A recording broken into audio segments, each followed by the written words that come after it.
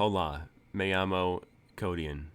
Y bienvenidos a la Korner K4 episodio That's right. No cinco, cold seis. open today. You don't get Habla one. You español. haven't been behaving. You haven't been behaving. Muy malo. Naughty audience. Wow, you're really gonna ruin my Spanish intro like that? Cringe. Yes, I am. This is an Cringe. American tank. We speak American. I do not speak English. Oh, that's rough since you're speaking it now. No hablo inglés, señor. Disculpe. It's rough, buddy. It's a rough buddy. Sí. Yeah, Korner K6 episode. K6? No, K2 episode. Me too. Episode 6, I'm pretty sure. 5 or 6. I am your host, One Tony of those. Flores, joined today by the Imperator playing Jason Van Helsing, and Mick Funkster, who plays Ujojen, the Demon Warlock man, and also occasionally Battlecock, the 25-souled chicken. Only occasionally. Yeah, Soon only to be Death occasionally. Mage. Yeah, soon to be Death Monk. Kyle, who plays Nyx and Yuna, might be here. We don't know. It doesn't really matter. And I also moonlight as Dr. Nathaniel Bostonbrook on Thursday nights from 5 to 10 p.m. at your local nightclub. Find me there. But I mean, tickets on sale in the description below. Find me there. Speak the secret password. Yeah, shall secret be password, and granted. I'll dome you with my You shall be 1911. you shall be granted passage to the eternal gates. Yeah, to the afterlife. You want to meet God? He's last dead. Time, You want to meet him? Last time on Dragon Ball Z Kai, our group continued their investigations of the rough diamonds in the rough mining site by investigating the asylum. That's a 4-hour drive away from the mining site in order to question the 2 miners that had gone bonkers off their rockers, got a few screws loose. Insane, if you will. Not enough marbles, whatever that saying is. You get the gist. They're crazy. Their sanity stat 1. A few nails short of a whole set. Yeah. So yeah, the guys went to the asylum, and they discovered that it had been attacked apparently by a large group of ghouls who killed everyone inside. They did find some records explaining kind of what they heard happened to the 2 dudes. The PC split up into pairs with X Battlecock, well, trios technically, X Battlecock and JVH going to the left, Nyx, Yuna, and Bostonbrook to the right. The left side was the only important part, so I'm not even going to explain what happened to the right side.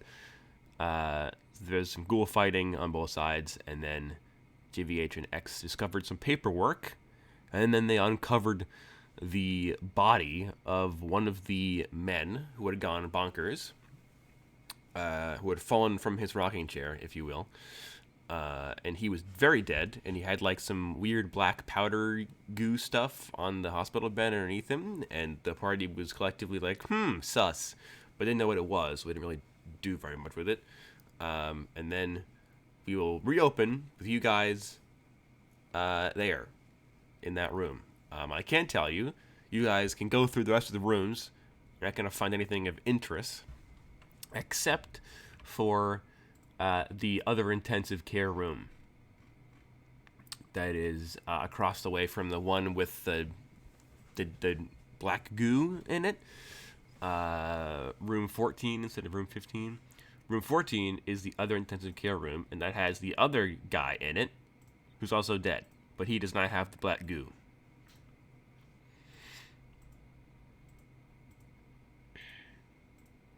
And that's it. There are no more enemies in this building. You guys ganked them all. So, Sweet. yeah. That is that. Sick nasty. Well, I guess we've gleaned all we can. You said these are ghouls, right? Yes, you guys. Wow, we did. No, to my knowledge. Yeah, it's all ghouls. What you've seen, ghouls and To corpses. my knowledge, ghouls are undead, correct? Yes. They are not the consequence of a haunting so much as they are Well, they a can be a consequence. byproduct of a haunting because because like I mean usually they're known to occur simultaneously. You know, correlation not causation because a Oh, okay. ghost needs a dead body first to make the ghost. You know, the soul needs a body to live in first, and then ghouls are attracted Right. to rotting corpses. So they can occur simultaneously, but in this case, there aren't. Actually, that's something to note here. There weren't any ghosts in this building. Yeah, there weren't any ghosts in the building, and to my knowledge, why would a ghoul, which is attracted to dead bodies, go to an asylum? Yeah, and attack a bunch of people because, as we explained last time, the bodies here aren't old enough to attract any ghouls, let alone a dozen of them. Right. That's far more. Like ghouls are ambush predators. They will gather They in like wait in packs the of like dark. 3 or 4. Don't Yeah, they they don't don't.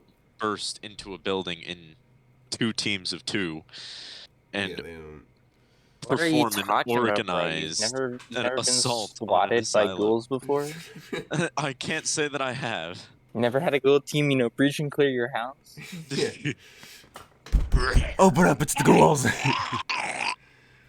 Come on, Jerry. Come on. We're more civilized than this. Come on, get the Glock out, Jerry.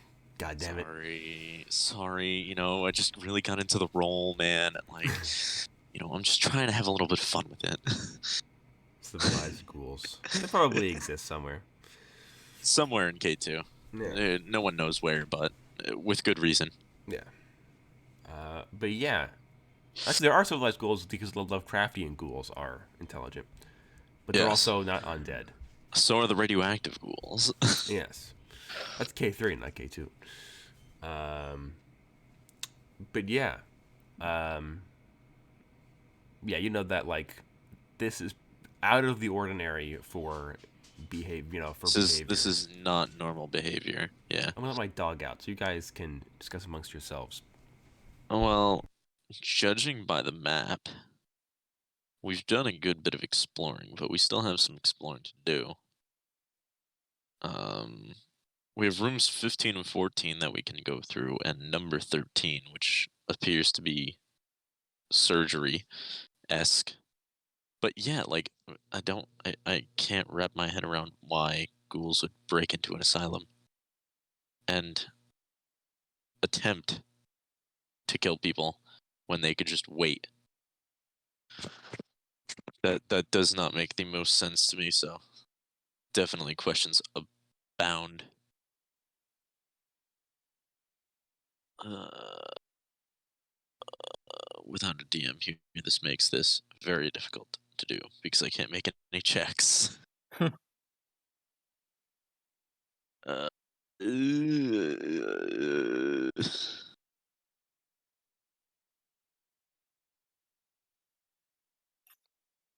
Because if possible, I would love to make an insight check, but I am currently brainless, so this is a Actually, problem. I wonder. Would you happen to have some kind of spell like a locate creature? Let me see. Because I'm wondering if we pick up some of this goo, if we might be able to trace it back to the source. I don't know if I can track, but I can definitely track magic. I know that much. Um, All right, I'm back. Greetings. So Xavier has had quite the idea. Have you know? We think that if I take a sample of the goo and I read its magical signature, that we can track the goo back to its original position and see where these ghouls possibly came from. Can you track the goo? I mean, how are you gonna track the goo? Via its magical signature, which is the only way I'd be able to track the goo. Kind of like a bloodhound, but with magical energy. Okay, so you kind of turn on your magic vision. There is no trail. So first of all, what kind of magic is this would be like conjuration magic, I guess, that comes off of this Okay. goo. But it also makes reality a little bit wonky because it's not from this plane. Uh, so reality drops to like a 9 out of 10 instead of 10 out of 10 when you're in that room. Um, Okay. but yeah, conjuration. It has no trail. You get the sense that it came from the guy. Hmm. So the guy's body was a spawning point for the goo, Yes, you get that and sense. by extension, the ghoul.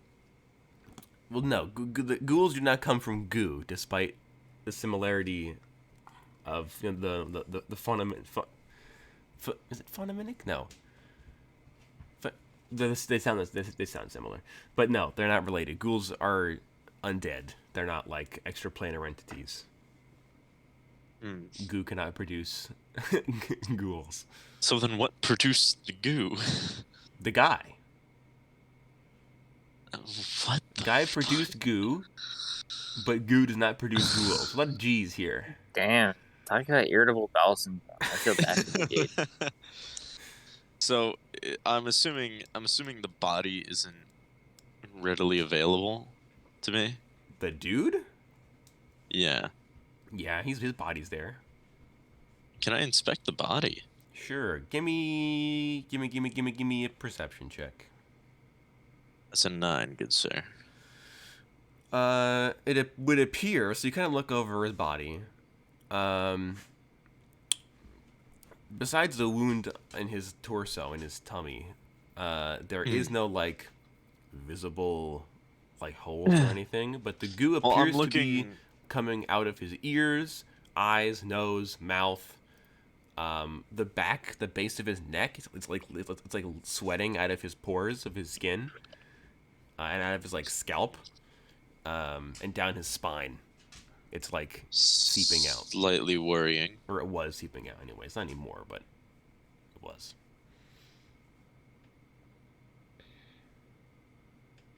That is slightly alarming. Um, I was wondering, can I make like an insight check to see what might cause ghouls to do something like this? Yeah, sure. Make me an intelligence check with advantage because this is paranormal. Like, Generic paranormal knowledge. like just thinking back to previous behavior that may have been similar, or um, Yeah. examples of a haunting where something like this is caused. That is a 10 and a 1. Polar opposites. Well, Today's gonna okay. go With a great. 10 and a 1, powerful necromancy and powerful undead can command lesser undead. Oh no. Oh no. That's what you know. Right away, that's the first thing that comes to mind. You're like, well, I know that like necromancy and stuff can command undead, and ghouls are undead, so that's I'm gonna could turn be it. to I'm gonna turn to X, and I'm gonna be like, we very may well be dealing with a necromancer. And I'm be like, oh, really? Huh. I wonder if it's someone I know. Worrisome. It's Bob from from Idaho. Good old Bob the I know necromancer. that guy. We went out for drinks once.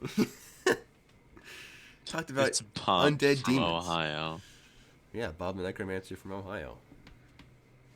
He used to be a surgeon who got his license revoked. I wonder why. But yeah, that's the But first thing that comes to your mind. That strong undead and necromancers can command lesser undead. all right. I'm gonna, out of character, I'm gonna hold a consensus here. What are the odds that it is the goblin like boss that is committing necromancy to get the insurance money back on this mine? I mean, I don't know. I mean, goblins. I don't know. Normal I don't know. goblins can't use magic. Keep that in mind. I'm Goblins are just, anti-magic. I'm just, I'm just throwing it out there. I'm just throwing it out there that this may not be a goblin, and Maybe it's it maybe may it's the be a priest. Maybe it's the necromancer. priest, and the priest is a necromancer, and I he's mean, it's possible. actually It really is summoning possible. ghosts and ghouls and stuff.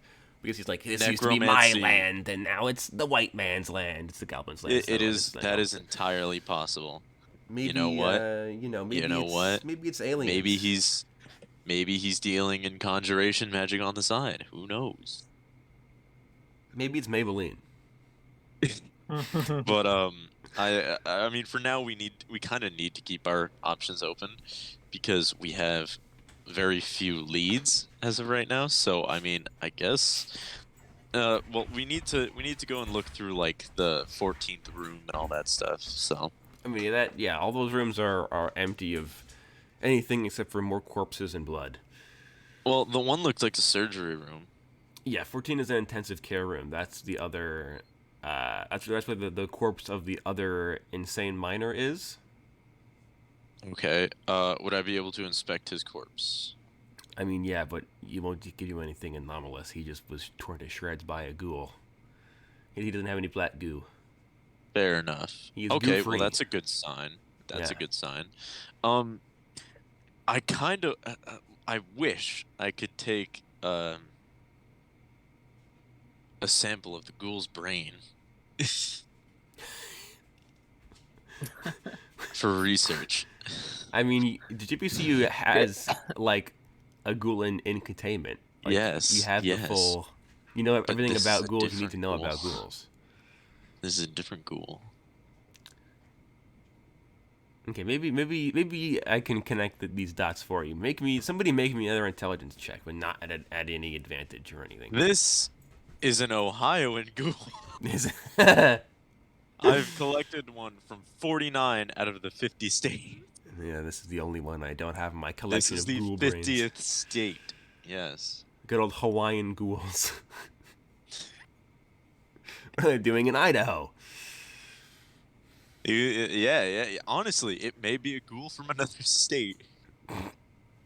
I've never known that there are no ghouls in Ohio. Just like there is no Warren Bossing say there are no ghouls in Ohio. Yeah, somebody make me this intelligence check. See if you can connect the dots. Connect the dots on what, essentially? You'll That is a figure it out 7. if you pass. Okay, so you look back, notice that the other guy doesn't have the goo. And the guy in the room without the goo is patient 8. He's Henry Carmen. The guy with the goo is Thomas Robinson. Thomas Robinson is the guy who went to catatonic.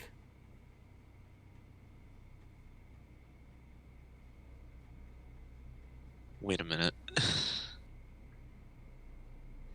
Something here ain't adding up. They had very different symptoms.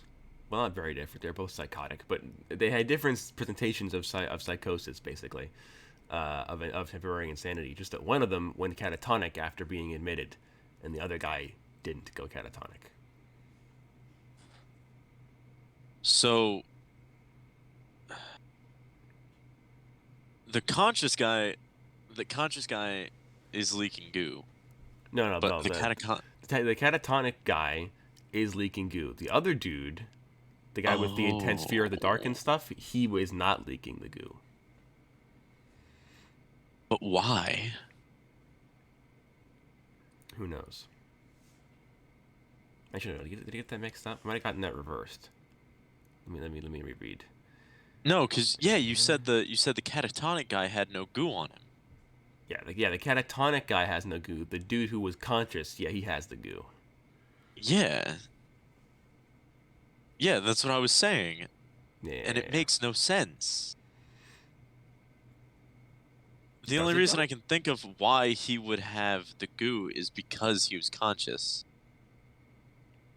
Well, think about the circumstances in which you guys know the mine is currently operating under. It's being haunted. And then consider these two guys, both of whom claimed to have seen or experienced something supernatural and went crazy. One of them was deep in the mine when he found something, got freaked out, went insane, got sent here, and then goo and ghouls. It's something in the mine. Well, that's what I was going for. Because you got a 7 on your check, so that's pretty good.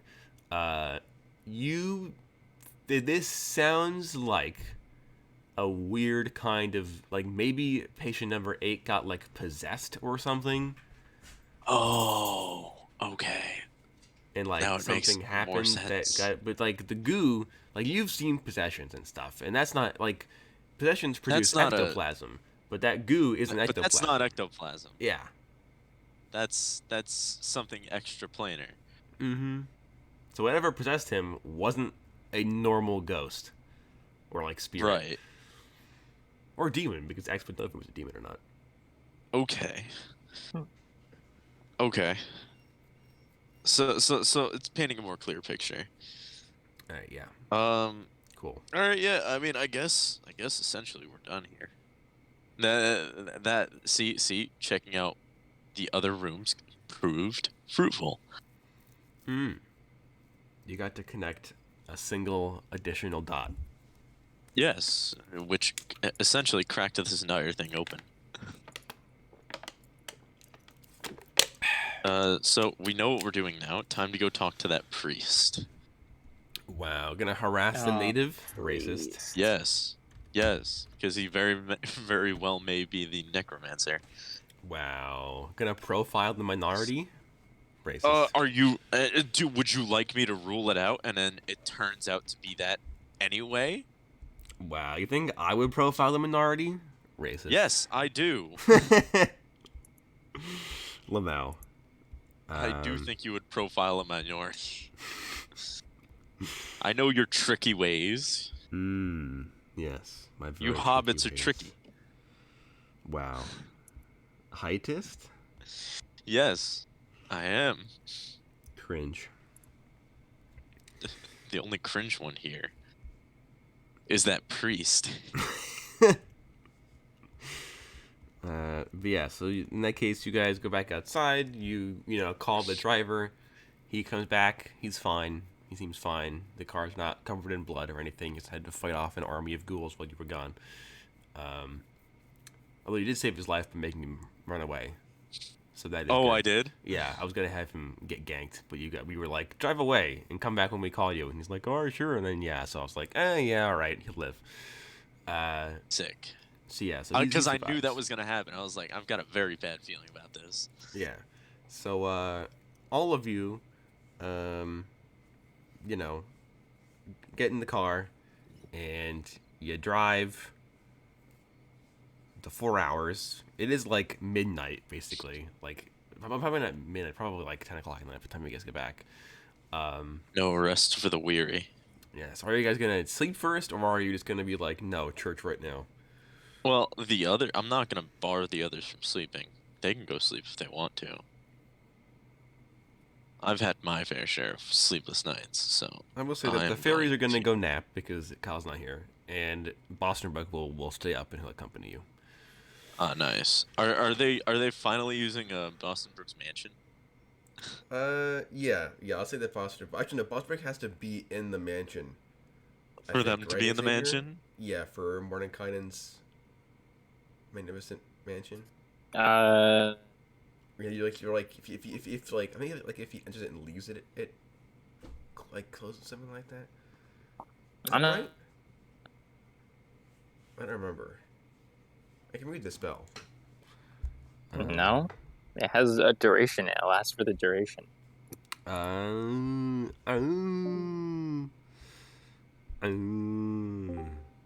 Okay. If you're in there after a certain amount of time and he's Yeah, you just not, get, they like- just gank you. Yeah, the armor suits, the animated armor in the mansion hunt you down. For sport. Yeah. Wow. But yeah. Okay. So yeah, in that case, the fairies, Vosterbuck. I think Vosterbuck, he's like, all right, fairies, and he just walks up to like the front, like in the middle of the open plaza. He just snaps his fingers, and this big door just slams from the down from the sky. And he's like, in you go, and they just kind of like walk in, and then he snaps his fingers again, and the door like shoots back up into the sky and disappears. He's like, Thanks. it's Are you happened gonna go to now. sleep, or are you staying up? Uh, I'll see what's. Actually, no. I'm gonna rest my weary head. I don't want to interact with the man of God. Don't want to be Fair like enough, with good reason. Helsing Ultimate Abridged, Smells like hypocrisy in here. Fair enough, but some of us don't have that luxury. What I wouldn't give. Okay, so Battlecock, so Busterbuck resummons the door, and X and Battlecock walk into the mansion, and then he snaps his fingers, and the door disappears again. He's like, they're all trapped in there now. Alright. Time to go rough up the priest. Why did you laugh like that? That's Busterbuck's nefarious laugh. Oh.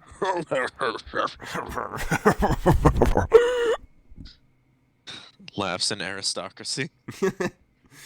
Laughs in white privilege? Yeah. Laughs in bureaucracy. Yeah, so you guys walk across the plaza to the only, bigger than 2 or 3 story building, that being this small, well, not small, it's like medium sized wood, old Wild West style Roman Catholic chapel, basically. And you guys walk up. It's pretty rickety. The paint, the white paint chipping off of the outside of the wood boards and stuff. You climb the creaky wooden stairs up to a little patio out front. Open the big doors, and it's a pretty big manor. Not manor, pretty big church, with a bunch of rows of wooden pews and stuff, some candles on the walls, a big chandelier hanging from the ceiling with candles to kind of, it's very very eerie mood lighting in here, and you see all the way across the building, the room, is the priest, a very young Native American guy, in priestly garb, and he is praying over the tabernacle at by the altar and stuff where they keep the Eucharist, and he's closing it and locking it up for the night and stuff. And he turns around as you and Bosselbuck enter, and he's like, good evening, gentlemen. Can I help you? Have you come for a prayer or anything of the like? Sadly, no. Well, sadly for you, no. We have come bearing questions that we would like answered. And he's like, oh, of course. Ask away, my child. I'll take a seat in one of the pews. All right, yeah, Bosterbuck, I mean, he was raised Anglican, so he's very much ugh, the papacy, I was raised pagan, so I am definitely not appreciating this. Yeah. I mean, Bosterbuck is an atheist anyway. He doesn't believe in the gods. Well, he hates the gods. So both of you are ew, gross. Greek Religion. pagan. Yeah. So the priest walks up to you guys, and he has rosary beads wrapped around one of his hands. That I'm going to lean back in the pew and cross one leg over the other. Just kind of like lounge out. Yeah. So you kind of lounge about. Bosterbuck kind of leans his elbow against the backboard of the pew and rests his hand on the hilt of his sword and just kind of chills there. And the priest walks over, and he's like, "So, gentlemen, please, any questions you have, I will try my best to answer." Now, you are of native descent, correct?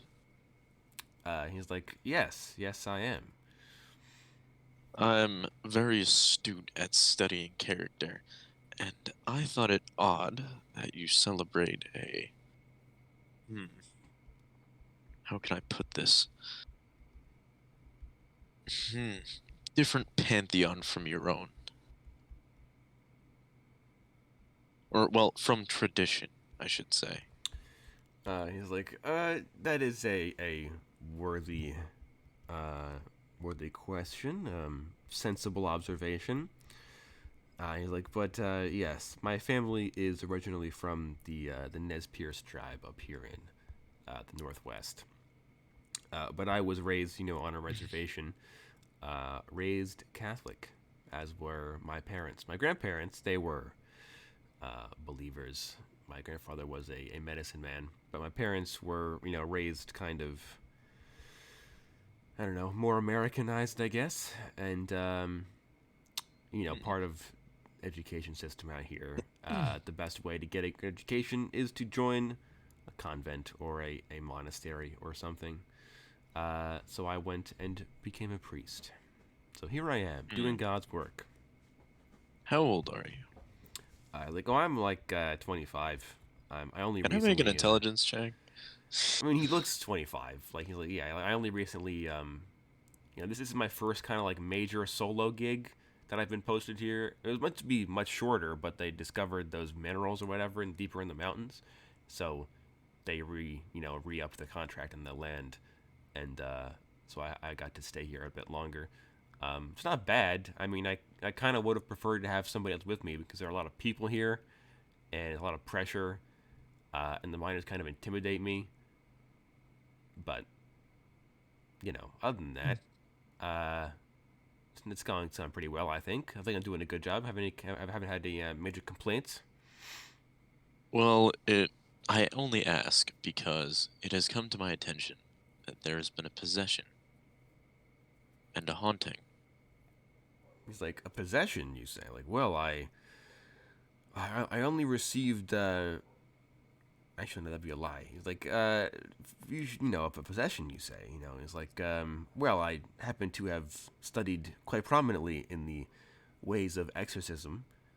Well, I don't think you're going to need them, because the man who was possessed is dead. You're like, oh my, and he makes a sign of the cross over himself. He's like, well, may the Lord bless his soul, I suppose. I hope he passed easily. There was no easy passing for him. What are you doing here? He's like, I am the mine's spiritual leader, as one may expect. And yet there's a haunting on the grounds, and you do not seem the most perturbed about it. Like, well, I have noticed some strange occurrences around the place, but being that I live on hallowed ground, I don't experience any of the things that the men seem to complain about. But I have taken care of the corpses of the recently deceased, and they have exhibited some unusual side effects. Unusual is putting it lightly. What do you know of necromancy? Like, I know relatively little of necromancy, although I did specialize in combating it. That doesn't mean I quite know, how it works or anything. All I was taught was that it is, the dark arts. Bad juju. Don't want to get involved. Unnatural against the gods and stuff like that. Don't want to dabble in those kinds of dangerous crafts. Also quite unpredictable, so I hear. Can have a lot of rather dangerous consequences if you do it improperly. JVH is going to take note of the fact that he said gods instead of God. Well, yeah, that's because, there are many gods in the world, just that the various religions think that theirs is the best. Right, so they'll recognize it. But if he was truly Catholic, he would only recognize God as the correct one. Oh yeah, Everybody knows that. His is his guide is the best and the coolest. But there are undeniably other entities, very very similar to, if not admitted to being divine. But yeah, so she's like, yes, there are. I can fight spirits and ghosts and raised skeletons or reanimated corpses and the like. And I perform rites on the bodies in the graveyard to prevent them from being able to do that kind of thing. One of the blessings we learn at the monastery. One of the first things you learn, actually. So that's what I've been doing. trying to keep the numbers of the spirits low, but I don't think whatever's haunting this place is drawing from the people that it's been killing recently.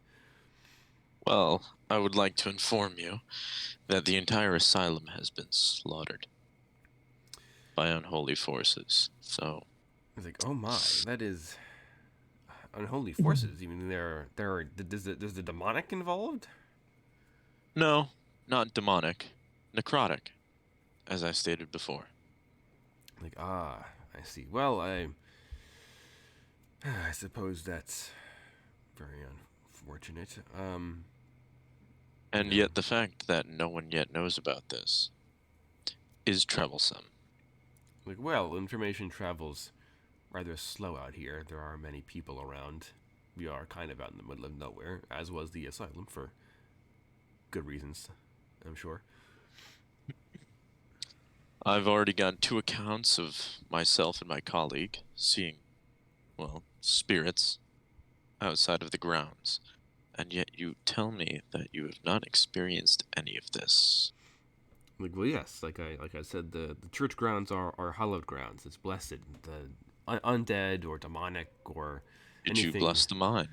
Like, no, I did not bless the mine. Hallowed ground is something that occurs because of the relic in the church. I don't. Well, I can do it Well, temporarily, but permanent or at least semi-permanent blessing of territory is done by a church's relic, which this church does have. So spirits can't come within a pretty decent radius of this place. Unfortunately, the mining company refused to let me build a graveyard so close so as to be under the spell's protection. But whatever, I can still, bless the bodies as they come in, so not that big a deal.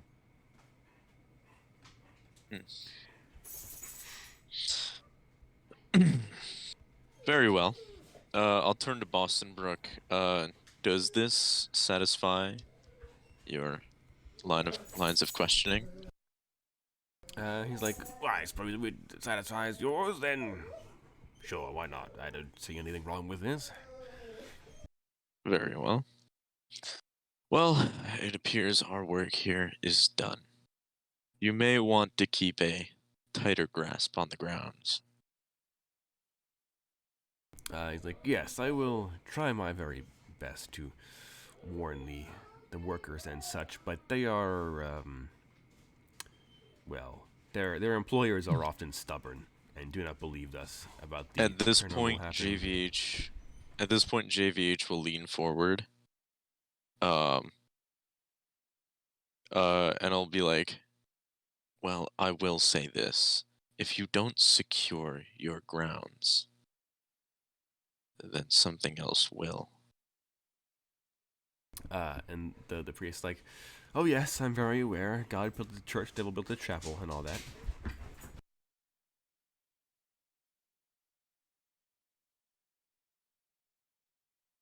All right, well, that is all. Off we go. Alrighty. So, you guys, I assume, head into the mansion then and nap. Yeah. All right. So you guys leave the boundary of the hallowed ground.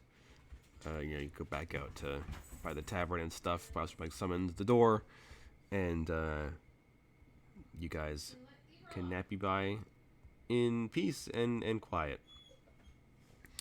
And you guys awaken the next morning. You guys leave the mansion and stuff. Free to do as you please. I'm gonna sleep, but I'm gonna sleep uneasily.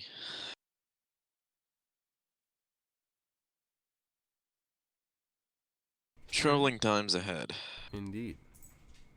But yeah, you all get your you wake up and you get your breakfast and stuff provided by the mansion, and then Boss Mike's like, all right, everybody out, and then you all leave, and then the gate kind of pops like a bubble, and is gone as the spell ends. Yeah, you're all free to do whatever it is you wish on this third day Fourth day. Third day? Fourth day. Fourth day of the investigation. Alright, well, I would say that today would probably be best spent going into the mine.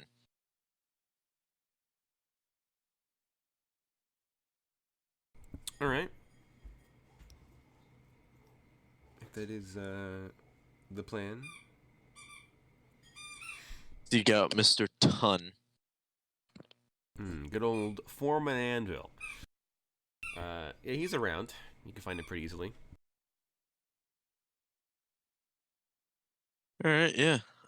Time to seek out Mr. Anvil. Alright, so you, leave the mansion and stuff. And you find Mr. Anvil, wandering about the yard. I'll approach him and be like, Mr. Anvil, just the person I was looking for. And he turns to you and he's like, good morning, gentlemen. Something I can do you for. Yes, I would like to accrue your services. I'm like, sure, you, wanting to go down into the mine there? Yes, you seem to be a man of steadfast faith, so having you there would be very much helpful. I will also be accruing the assistance of the priest that occupies this town to see if we can get some extra protection. And was like, good old, what's his name? I forget the priest's name. Good old Father Pete. Of course. You know, he showed up 2 days ago. We had a previous priest here before that, And but he just ain't been around. yeah, Father Pete showed up and he walked in with a revolver and domed the previous priest. How strange. No. I was going down the line of the new priest ate the old priest, and the new priest is the necromancer. No, the new priest is not a necromancer. He is a heretic, I guess, if you want to say that, because he does practice 2 different kinds of pantheonic magic. But he Heresy. Yeah, well, I guess is he practicing? Well, he doesn't. It's kind of heresy, but like not really. It's like pseudo heresy. He practices like a mixture of nature magic with divine magic. So not a lot of heresy, but some heresy. Yeah, minor heresy. He'll still probably get like bread at the stake by because they actually found out about it. But he's in the middle of Idaho, so nobody cares. They have bigger problems to worry about. Yeah, Bigger like, fish to fry. Specifically, crabs. Yeah, Crabs. literally, yeah, the giant burrowing crabs of Idaho. But yeah, so everybody wakes up. You talk to Mr. Anvil. You're like, oh yeah, good old Father Brown. Yeah, I think he would. He should mind. I don't think he's super busy during the day.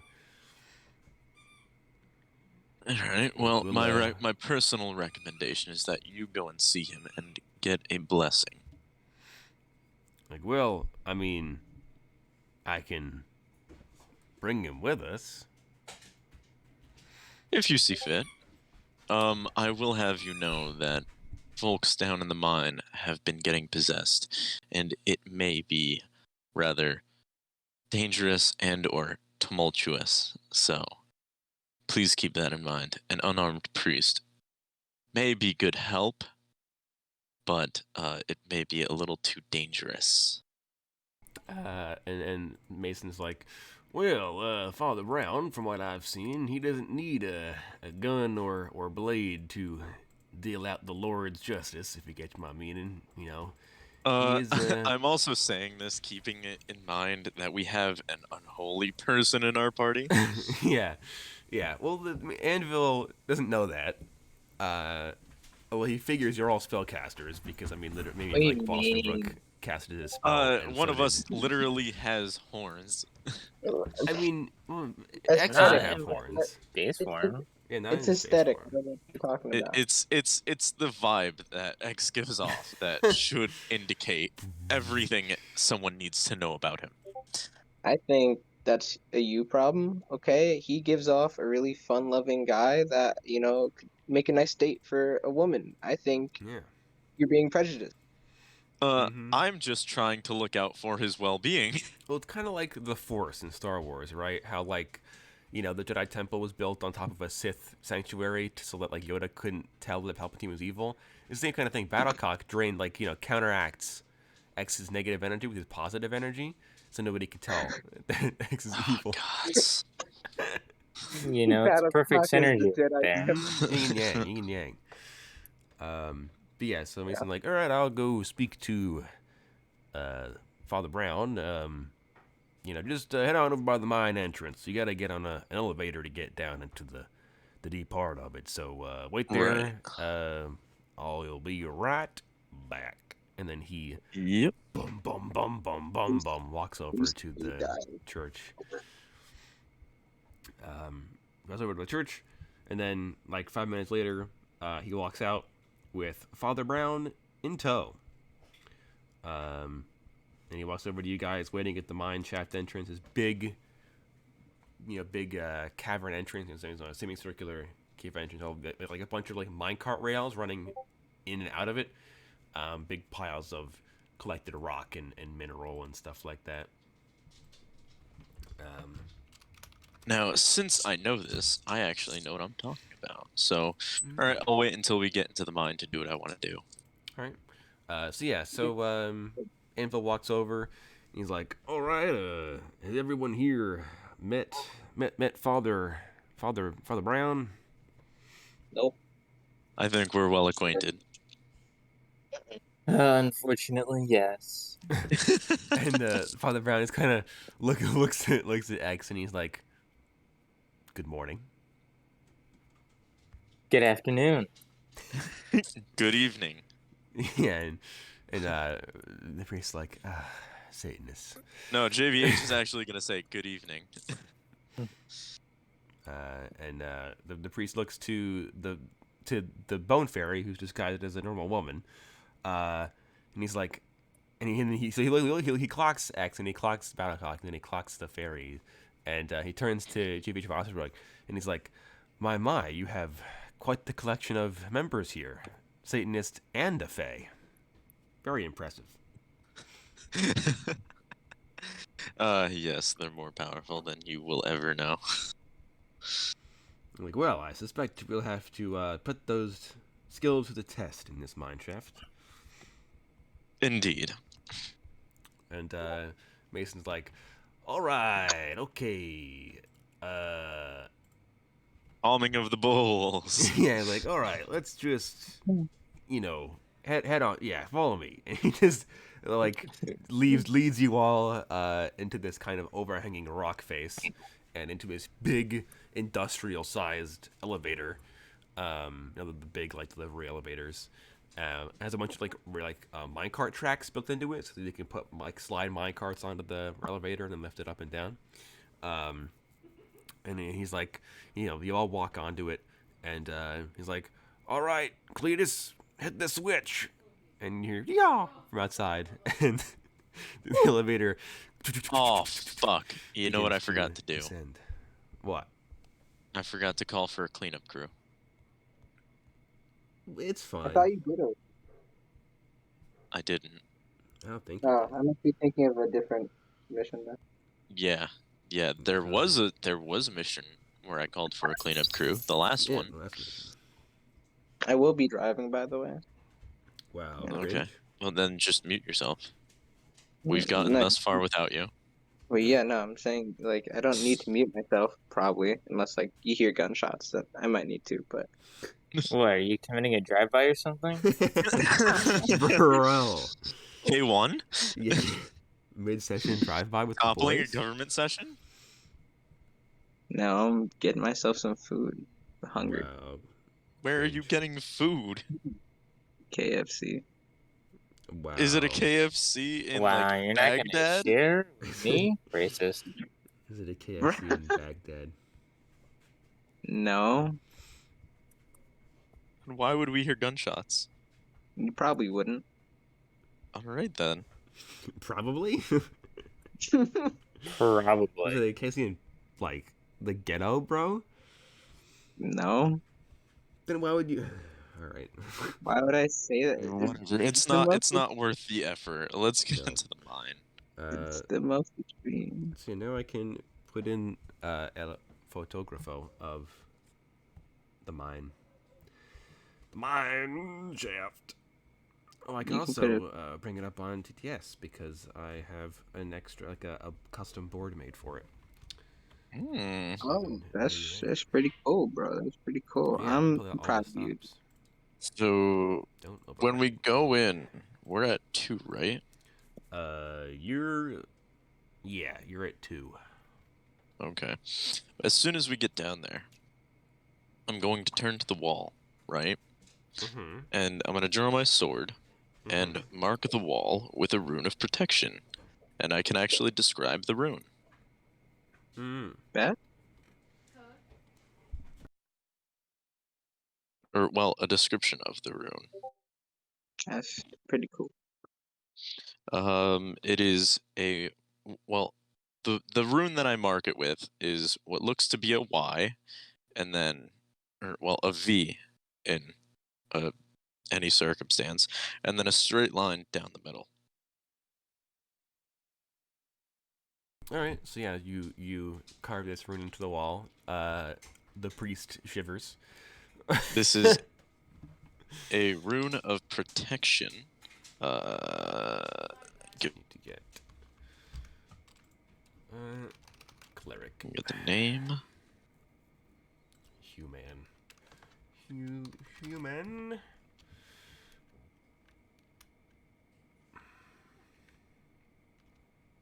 Let's see here.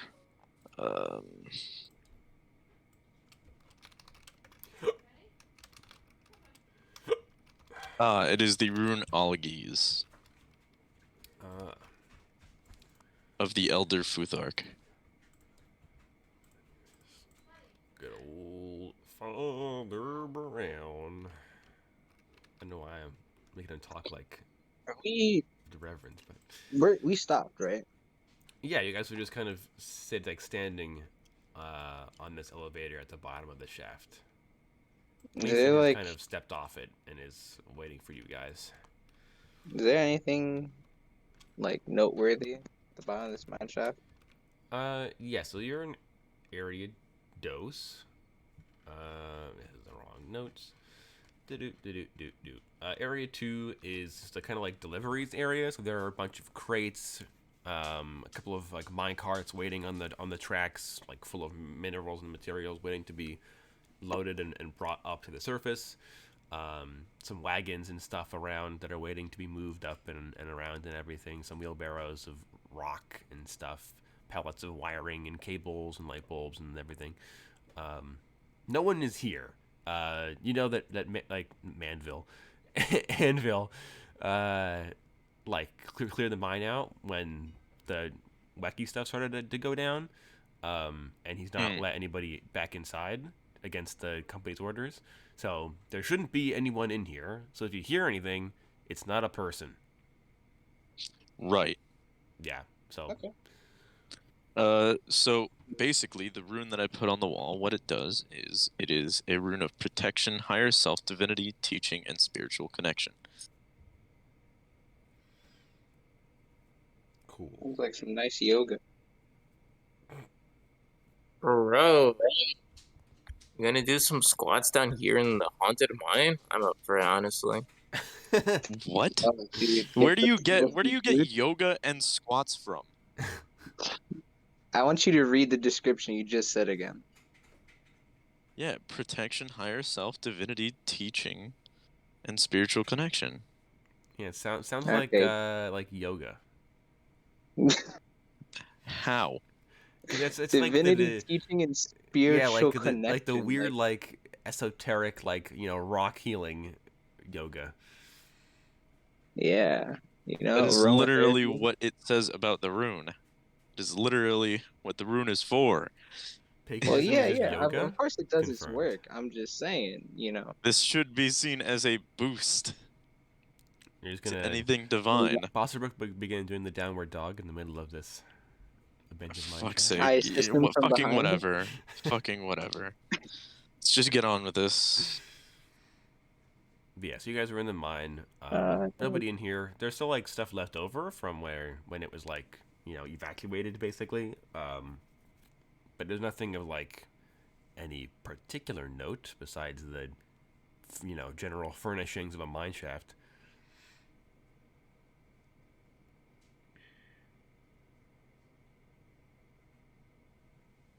All right. Well, on to number. Well, I guess 3 and by extension 4. All right, 3 is just a rest area for the workers. So there's like some tables, a microwave, little like fireplaces and campfires and stuff. Crates of supplies and like uncooked like coffee and things like that. Cups, pots, pans, couches, sofas, tables, chairs. Then 4 is a workshop with some furnaces and stuff for refining materials, repairing mine carts and rails and stuff, making tools, things like that. Mm.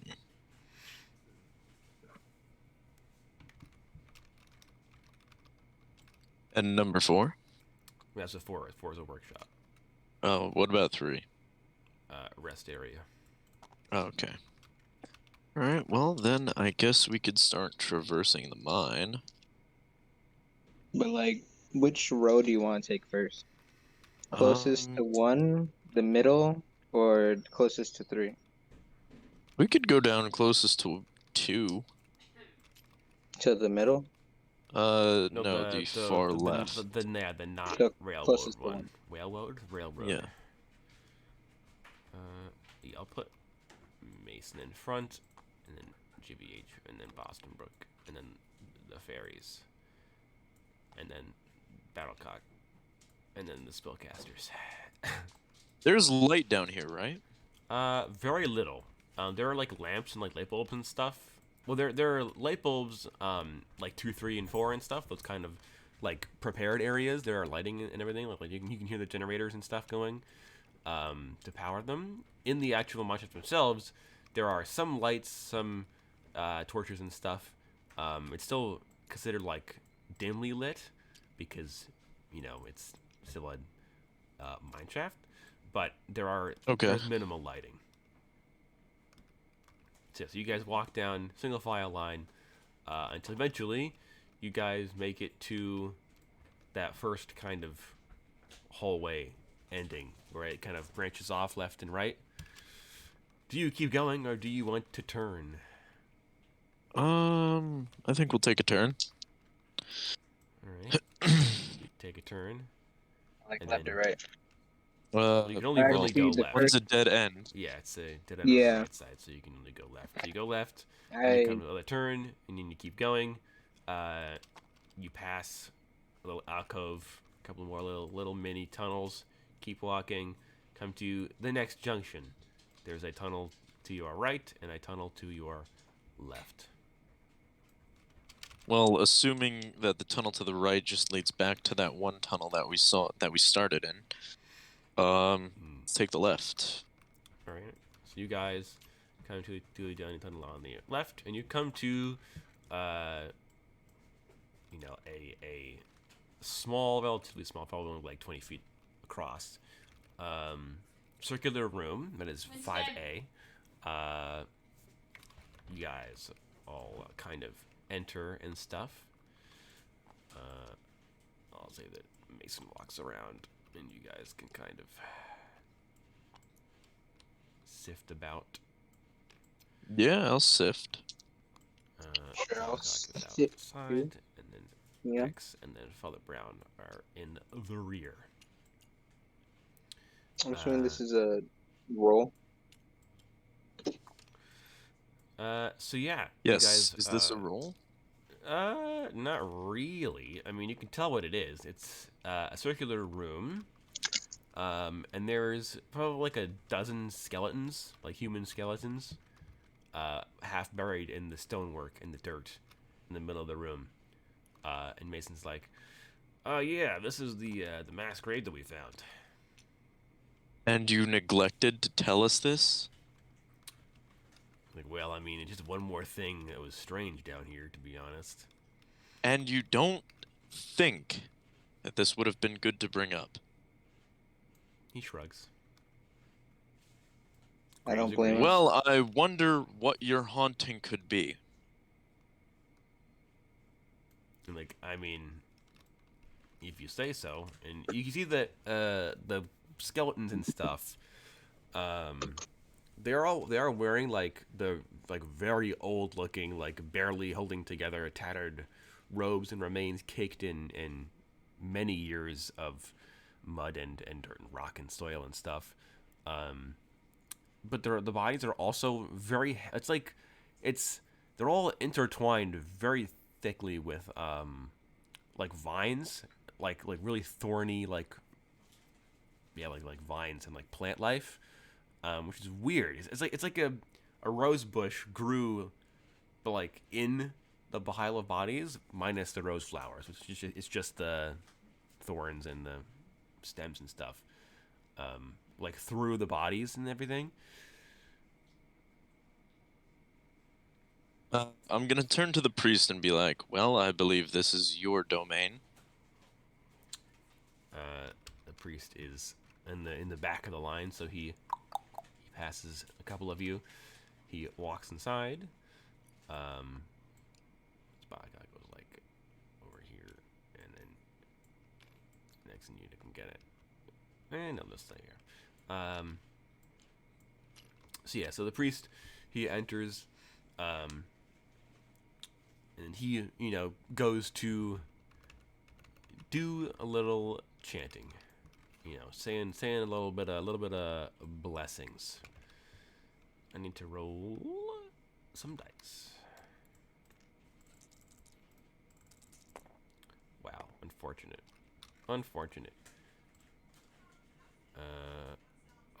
Wait, what happened? You will see. Do do do do do do.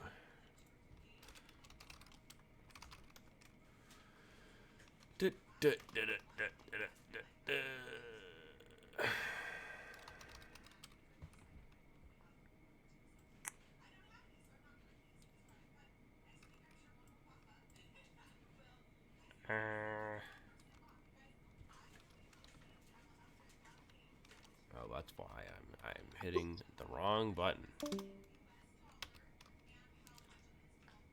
Here we go. Let's see. Do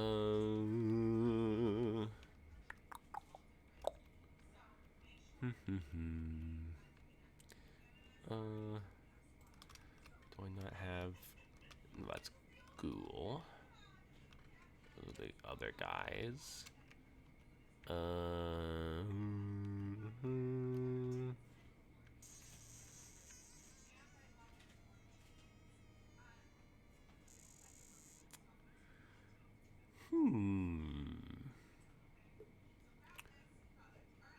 Thought I had better minis for this encounter than this, but these will work. And then I'll use for them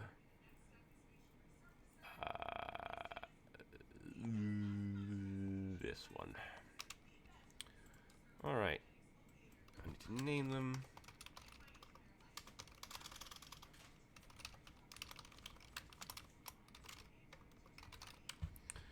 And then these guys are called a vine infested skeleton.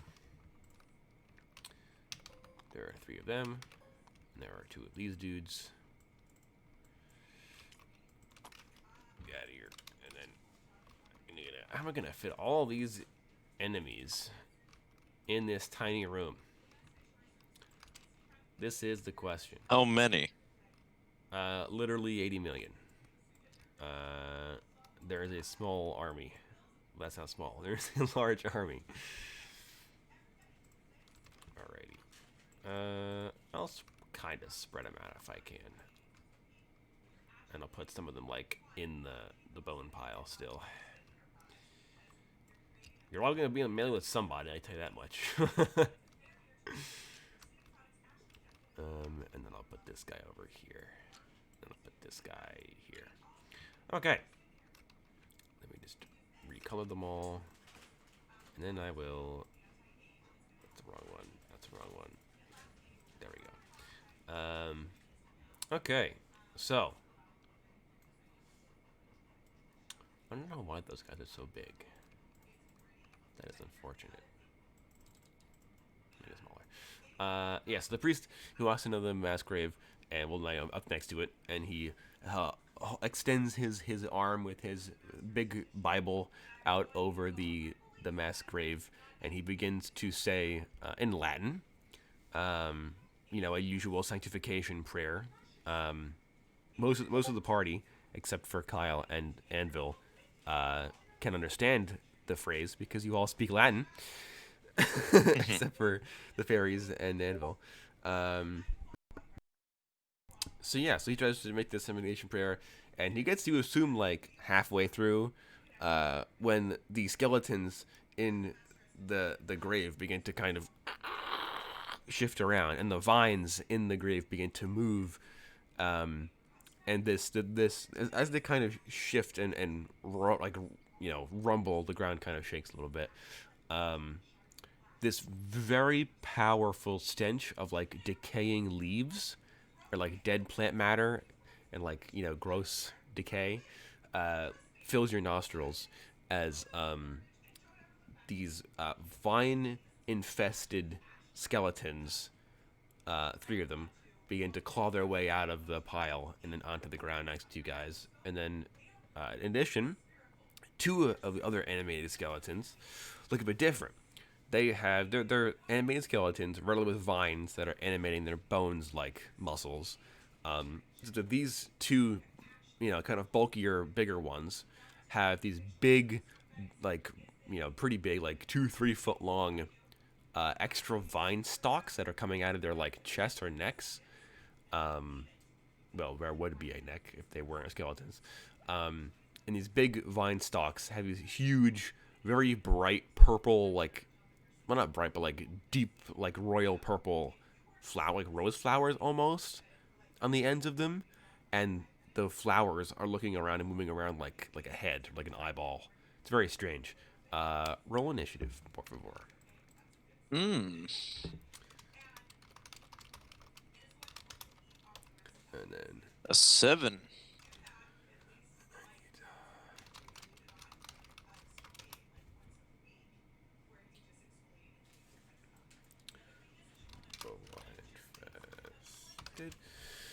Okay, 7 for JVH, plus 5 is 12. Then I will roll for Boston Brook. I got a 10 on the dice. Oh boy. 14. Not 41, 14. Who got a 10 on the dice? Boston Brook. No, nice. Gonna end in 1 turn because Boston Brook will just draw his sword and gank all the skeletons instantly. The Thorn Spreaders got a 9 on the dice. Plus 4 is 13. And then the Vine Infested guys, the basic dudes, they rolled a 1. Wow. Vine Infested guys, of which there are 3. They have a 4 initiative. Fantastic. I also need to roll for Anvil and them as well.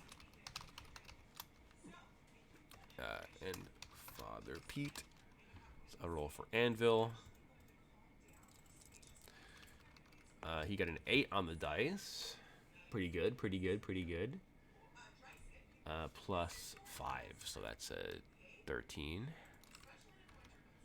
And then Father Pete, he got a 5 on the dice.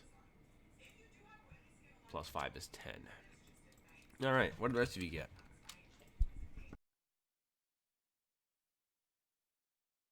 A 9 and a 3, respectively. The 9 for Battlecock? Other way around, actually. Oh, alright. To my surprise. So Battlecock, he has an 11 then. And then X, so got a 9. 9 plus 4 is 13. What did the fairies get?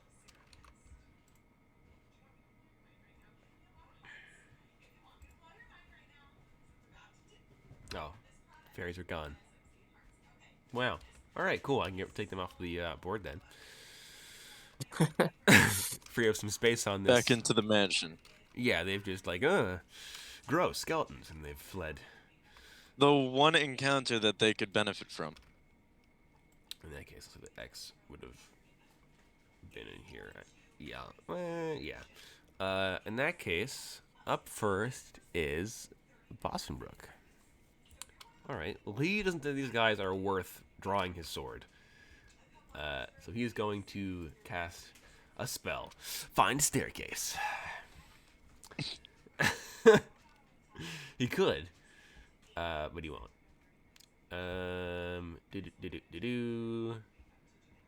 Figure assault, rescue, delay, arcane redirection, death ward, mage hand, thaumaturgy, prestidigitation, and gun. Hearth and home doesn't apply. I want to add a sheathed fighting style where he can dual wield his sword and his sheath as well, but that comes later. That's a nice upgrade. What's he gonna do? What's he gonna do when he comes for you? Well, he's in melee with X, so he could place like a blessing on X and then shoot one of the skeletons. This is true. Or he could find a staircase. Bro, honestly, I think that's the we most know valuable option. Which one is the most? I mean, how are we going to progress if you don't know where the staircase is? I know, honestly. Exactly. It's all I about think we securing need a egress. staircase. I think a staircase is necessity right now. Let's see. What is the death ward? Will save X's life if he gets it. Does guns go before you? No, they go at the same time as you, as does Anvil. Okay, he'll probably be fine then. He's not gonna worry about you. Instead, he's gonna turn around and death ward Battlecock because, honestly, Battlecock needs it. He's much squishier. Yeah. So, now Battlecock for 8 hours. If Battlecock hits 0, he instead falls to 10 HP. So for the rest of his encounter, he'll be fine. He really could just, be caught in a vicious cycle. Yeah, he could. Well, it only lasts 10 once, HP so, down to 0. 10 HP down to 0. No, once it saves you, it ends. And you have to recast it on him again. So that's his first action, is to death ward Battlecock. I gotta keep that in mind when he inevitably dies. And then he's also going to take out his 1911 and try to point blank this Thorn Spreader Skellington. What did they get? They got a 13. So they go before you. But they go at the same time as X and Anvil. These guys cannot dodge bullets, unsurprisingly. Rattle 'em, boys. 2 shots, point blank, so that it automatically hits. They have no armor. I have art for them, by the way, that I will post in chat.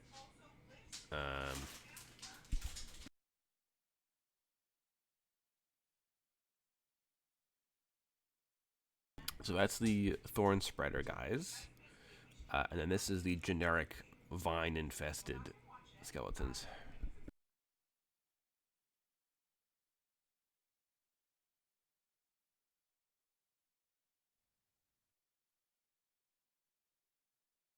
Oh, that's terrifying.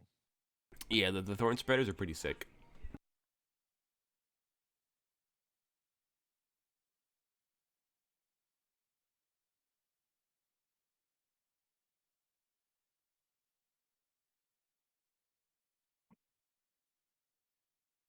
So yeah, that's them. So Bosworth's going to try to shoot this guy twice. That's 2d100 damage.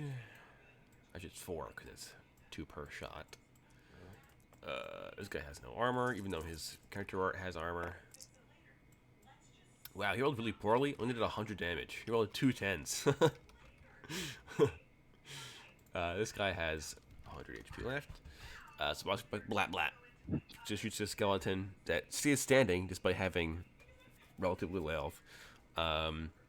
This is why guns aren't that good, kids. If you roll 2 10s on 4 dice, they're pretty bad. Minimum damage for 1 shot right there. So yes, in that case, Osterbuck's turn is over. Up next would be the Thorn Spreaders, or Anvil, or X.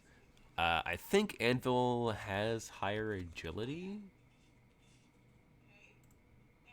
He's got 5, and JVH also, or not JVH, X has 5 as well, I think, right?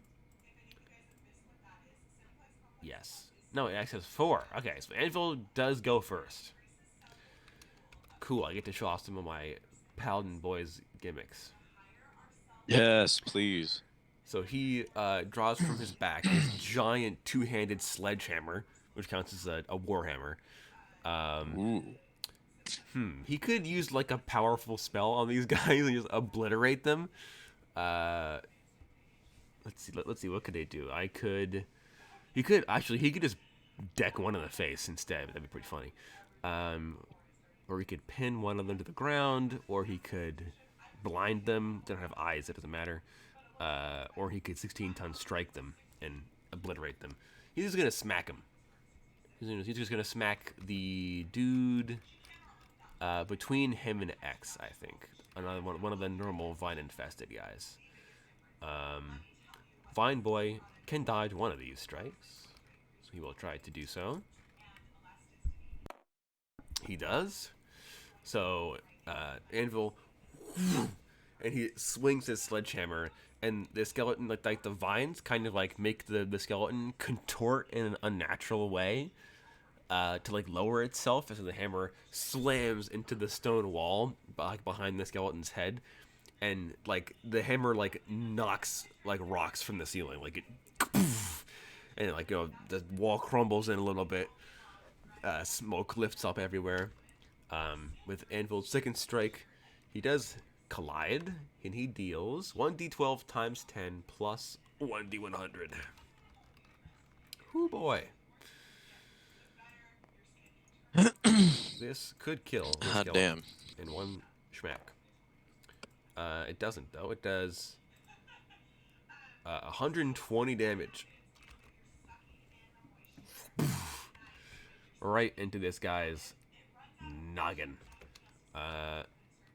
Does that kill these guys? Vine infested? It doesn't. Barely. So it's Anvil's first action. Second action, 2 more strikes. I'll roll damage for this, because if he doesn't kill this guy in the first strike, then he'll use the second one to kill him. He does, though, with 110 damage. He ganks the first skeleton, and then he turns around and he's going to swing at the Thorn Spreader behind him. Yeah, okay. Thorn Spreader, can he dodge this? Yes. He will attempt to do so. He doesn't actually, got a 3. So he takes this damage to the face. He takes, 140 damage. Wait, our paladin takes this? No. He's dealing this. Oh god. Actually, I made an error. I deleted the wrong enemy. This guy. Because our boy has reach. With his sledgehammer. Actually, we did 140 damage. He has 60 health. So yeah, so he swings at this other guy and he collides with him, and his strike hits this Thorn Spreader like in the head, and it takes the skeleton, like it like pulverizes the skull, and it goes flying, and it covers the priest in bone shards and like chunks of thorn and flower bits and plant matter. But It's still going. These things are undead after all. That's the paladin's turn. Now it is X's turn. Aha, so it is. Indeed. Alright, well, I am in melee with the Skelly Boy, right? You're in melee with 3 of them. Alright, then I'm going to do myself a little bit of a favor and invest in not getting ganked. What do you mean, bro? You'll be fine. Just stand right where you are. Ha ha ha ha ha, very funny. I'm going to cast Double Soothe on myself. What? What do you mean, what? What are you casting on yourself? Oh, Devil's Double Soothe. Soothe. Ah, I see. Okay. Cool. 14 spell slots for you. So you take half of all incoming damage for your next 3 combat turns. I will mark that with tiny dice. Mm-hmm. Alright. Okay, that's pretty good. Alright, it's your first action. You got 1 left. Alright, and for the second one...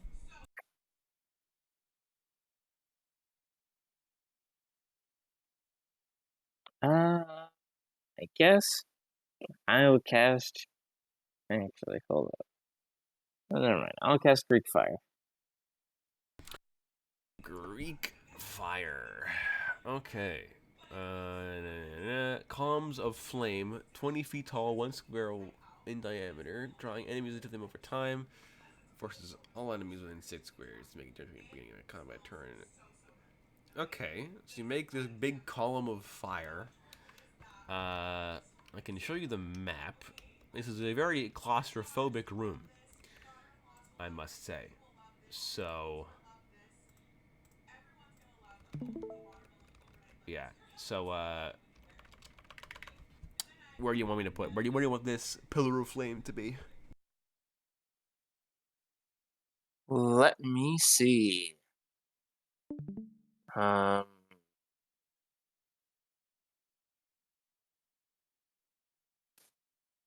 guess I could put it like behind the... Let's see, who's to the south of me? That's Father Brown. Alright, well, I could stand to put it like behind him, since that'll catch some of those boys. Like here? Yeah. Okay. Alrighty. So you do that. You summon this big column of fire that's, you know, hits the ceiling basically. Greek fire, column of flame. Don't check being a cover enter every turn. Failure resulting in being dragged once closer to the column of flame. Reaches within 15 feet. They make continued endurance at disadvantage. Victim makes 4d100 damage, ignoring armor per turn of exposure. Column remains active for 1 minute or until you lose concentration, and you have to make an endurance check every round to use it. So give me an endurance check to cast this spell.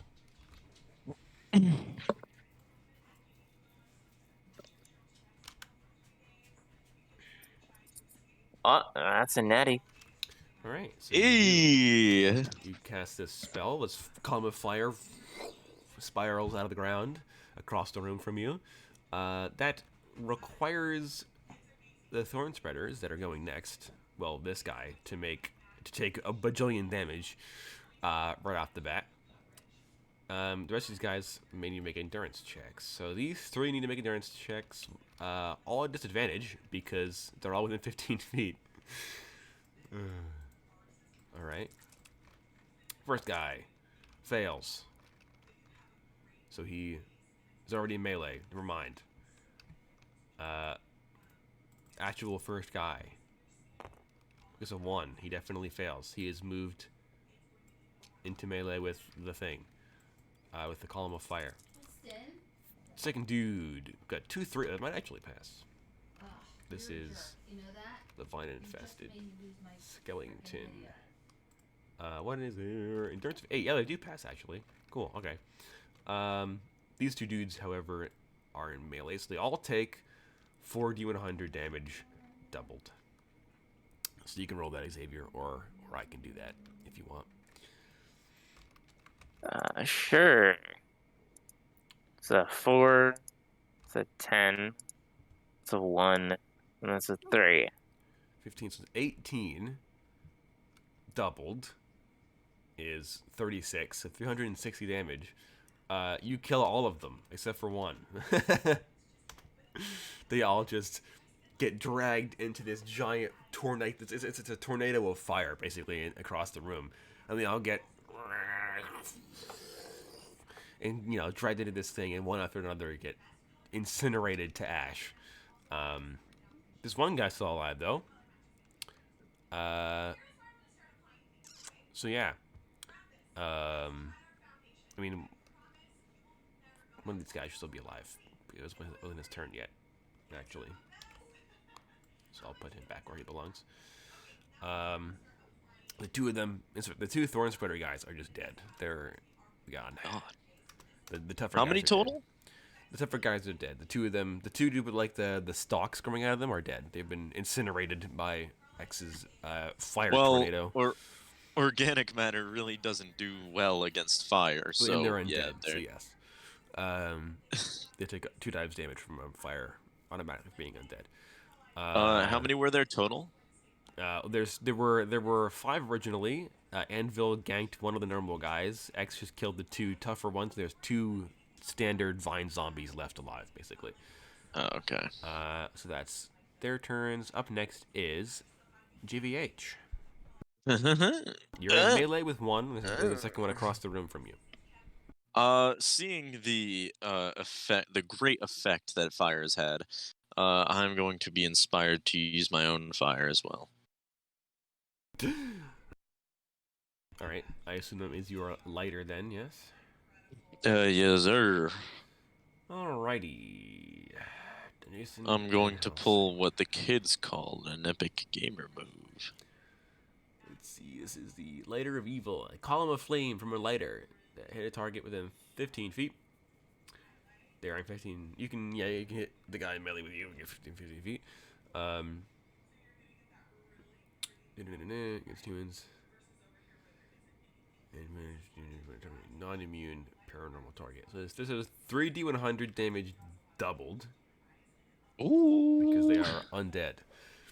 So you just draw this lighter and... So, 3d100. Yes. Correct? Times 2.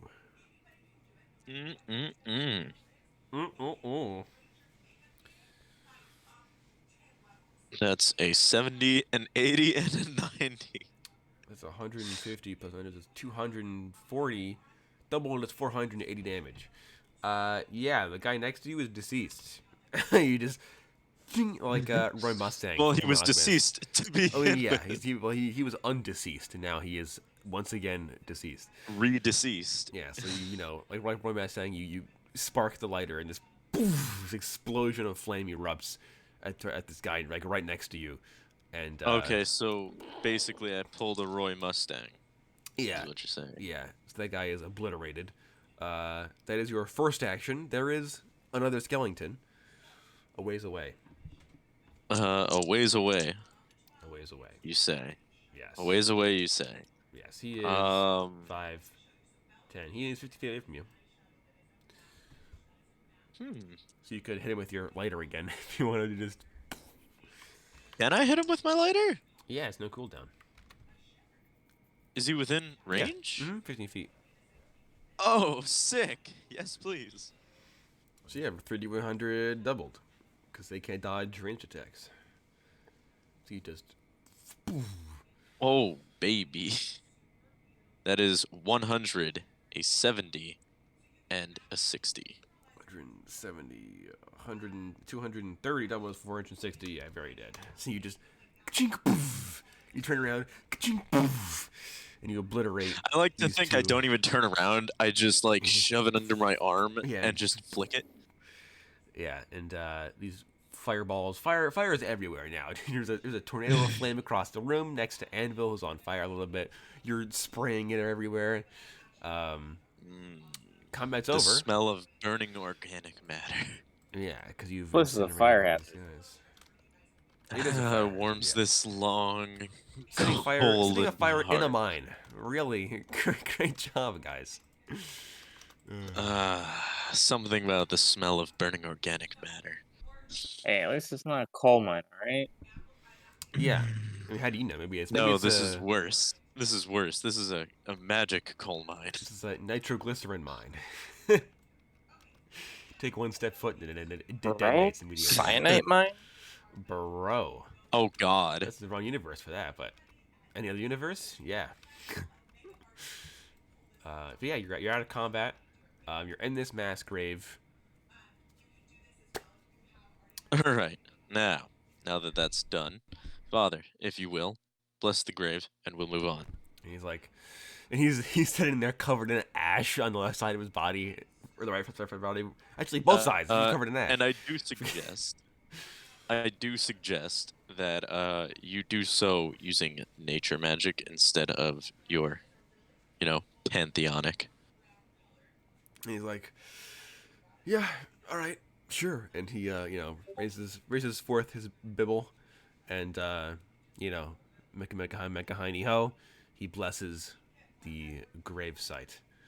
I'm gonna turn to him and I'll tell him just as a suggestion, while you're out here, you may want to turn back to your ancestral nature magic.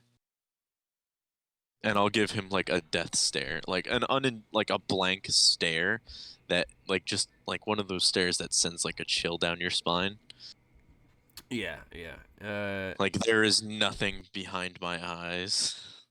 Yeah. So he's like, well, my nature magic is entwined with my pantheonic magic, and it is quite limited. I only have a couple of spells that relate fully to nature stuff. So I talk to animals. What else can I do? Talk to animals, cure diseases. Then it'll be a good time to learn. You may want to return to your ancestral roots. It may do you more use. You're like, well, we will have to see. I'm sure the power of God will deliver us safely from this accursed place. Gods. And chortle. So yeah, you're all in this mass grave. Most skeletons are gone because you just incinerated most of them. But you're in a room now, I guess, minus the mass grave. All right. Well, back out and down to 7. All right. Let me get my map back up. 7. All right. So you guys, bonka, down to 7. I will have Mason in the lead, followed by JVH, followed by Boston Brook, followed by Battlecock, followed by X, followed by the Priest. All right. Cool. Okay, so you guys, actually, hold on. Yeah, okay. I don't think this mine shaft map is built for this many party members, to be honest. Because there's 6 people in this one. You let it hallway. happen. You let it happen. Yeah. Now you must reap the consequences. So you guys make your way down, out of the mass grave, back down this tunnel.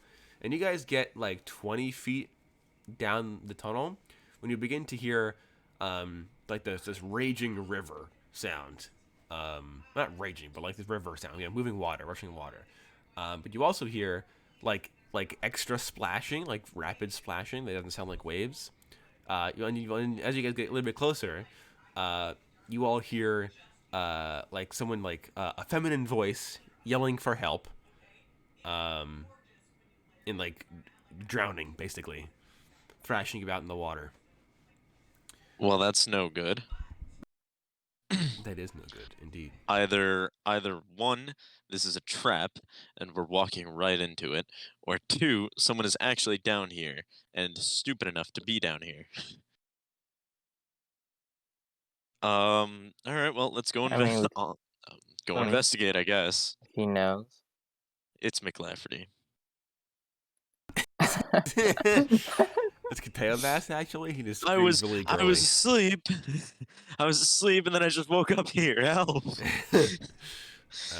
So yeah, so you all, make your way a little bit, speed walking down the tunnel, and you come to this rickety looking wooden log bridge, and it's in like 10 feet of it, like that crosses the middle of this like underground river, has broken and has fallen into the river. Most of it's downstream, but some of it is still kind of like lodged, like a little dam or whatever, like kind of like there. And you see across the way, 10 feet into the water, 5 feet down, there is a very pretty looking young woman, probably like early mid, like mid to late 20s. Very long, like super long black hair, like kind of like a nightgown looking almost, like a robe of some kind. And she is like drowning basically. She's like thrashing about in the water, like her head's constantly, falling below the water line and stuff.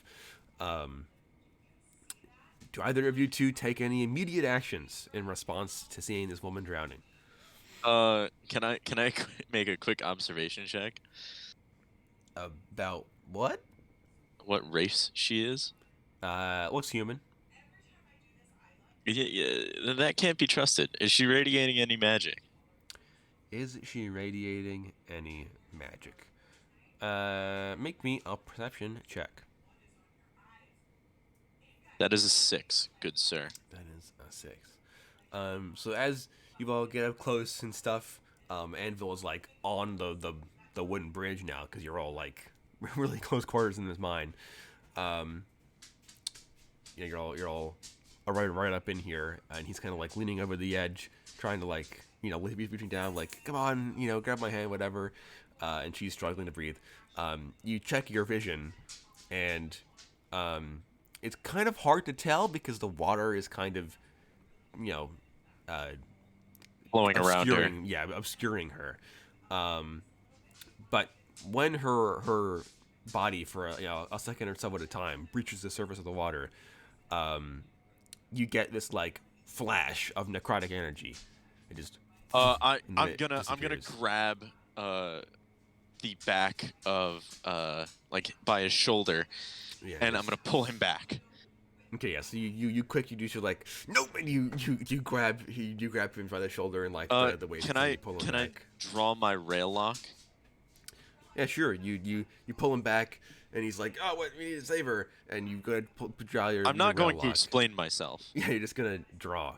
Well, you don't explain yourself. Foster Buck's like, "I'll save you," and he just No, Boston Brook. and he no. he's like, "I'll tell you who," and he jumps into the water, just straight Honestly, up, when Bash, full kill. when I do that, I'm gonna swoon. I'm gonna be like, oh, so brave. Before he gets to her, I'm going to yell out to Boston Brook. Boston Brook, no, she's necrotic.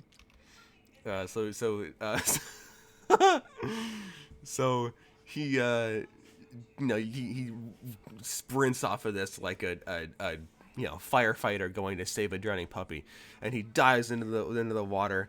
Well, he like jumps into the water, and this isn't that deep. It's like 5-6 feet deep. It's only an underground river. Comfortable to stand. There is something up. Yeah. So he dives into the water, and he reaches back up the surface, and he begins to paddle over to her, and you're like, stop, he's necrotic. And he looks over his shoulder. It's like, you don't call a woman that. How rude. No, she's undead. You fool. Let me look at the stats for this. Can I do a thing? What Can do you want I to use Martyr's Grasp on Boston? do? Can I use Martyr's Grasp on Boston Brook? Sure. Let me see. So I forget if she has a gimmick for this or not. Well, she kind of does, but not really. Okay, yeah. Okay, yeah. Do I need to make a check on this? I think he has to resist it, right? Well, Uh, if he's pulled into my grasp, he can choose to resist it. yeah, he's gonna choose to resist. Yeah, he's gotta do an endurance check and a -2. All right, so I will have him roll for that. He has to. No, must save woman. He got a 6 minus 2 is 4. That's still a pass because endurance is 8. So Can I he try it does- again before he gets there? No, because he's there in like one action. So, so he gets up to her. God damn he's it, like, Boston Brook, you you know- fool! Can I take the shot? I have my rail lock. Well, Trained now I on think her. we're gonna enter initiative. So if you roll higher than God he does, fucking then damn it! yes. His That's a chivalry is too high. That's a 10. 10. Alrighty. That's 15 for you, Boston Brook. Doesn't he have a sword out? I don't think so. Got a 3 No, on the he dice. doesn't. So that's a 8 for him. The enemy, she rolled a 7 on the dice. Plus 7 is 14. What's my number? 15. Anvil. Oh, 15. He Okay. gets a 2 on the dice. Plus 5 is 7. And then Father Brown. Father Brown. Well, also rolls a 2. He also gets a 7. Great. Great job, NPCs. Real. Bring it home. Real good effort. Yeah. What do the wizard Demon and the chicken. and chicken? 10 and 6. Oh, I gets an 18. Or does S gets a 10? Which you?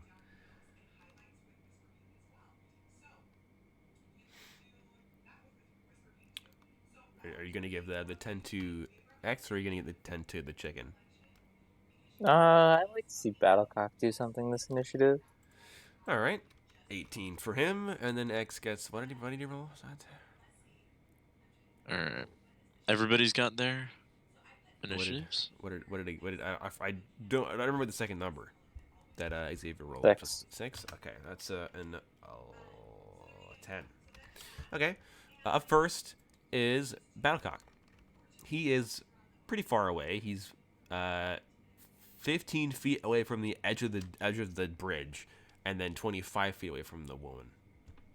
Honestly, him punching Boston Brook would not be a downside here.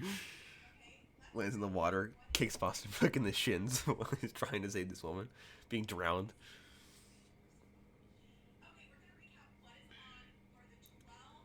So yeah, what does I vote for Battlecock's personality? I guess he hates chicken. It'd be pretty funny. I would laugh. Lamau? He actually got chicken. I don't know. Did he? Let's see, 8. 8. That is a martial arts master. How unfortunate. Alright. So I think Battlecock's first move is going to be to, do a running jump over the edge and slowly drift down to the water. Okay. Now that we're in combat, I can explain how the water mechanics work. So the river, at the beginning of your turn, if you start your turn in the river, then you need to make an endurance check. I don't know. I don't remember if I have it with a penalty or not. I don't think so. Let me look. River. Well, this is like 5-foot water. I'm not it's going still in a the raging water. river. So yeah, so you need Raging to make a is strength check at the end subjective. at the beginning of your turn at a -1, or be dragged 10 feet to the right of the map, so further along the, like towards the other bridge, basically that way. Boston Brook is just a fool. So Battlecock runs up. I knew there mean, wasn't you something can- right. Battlecock can flutter next to Boston Brook, but he can't get behind him because there's only a 10-foot gap in the bridge, and the woman is in one square, and the Boston Brook's in the other square. So he will flutter Alright, then I next to guess. Boston Brook in melee with the woman. So he. I can share my screen as well, give you guys an idea of what, because this is a pretty cramped area.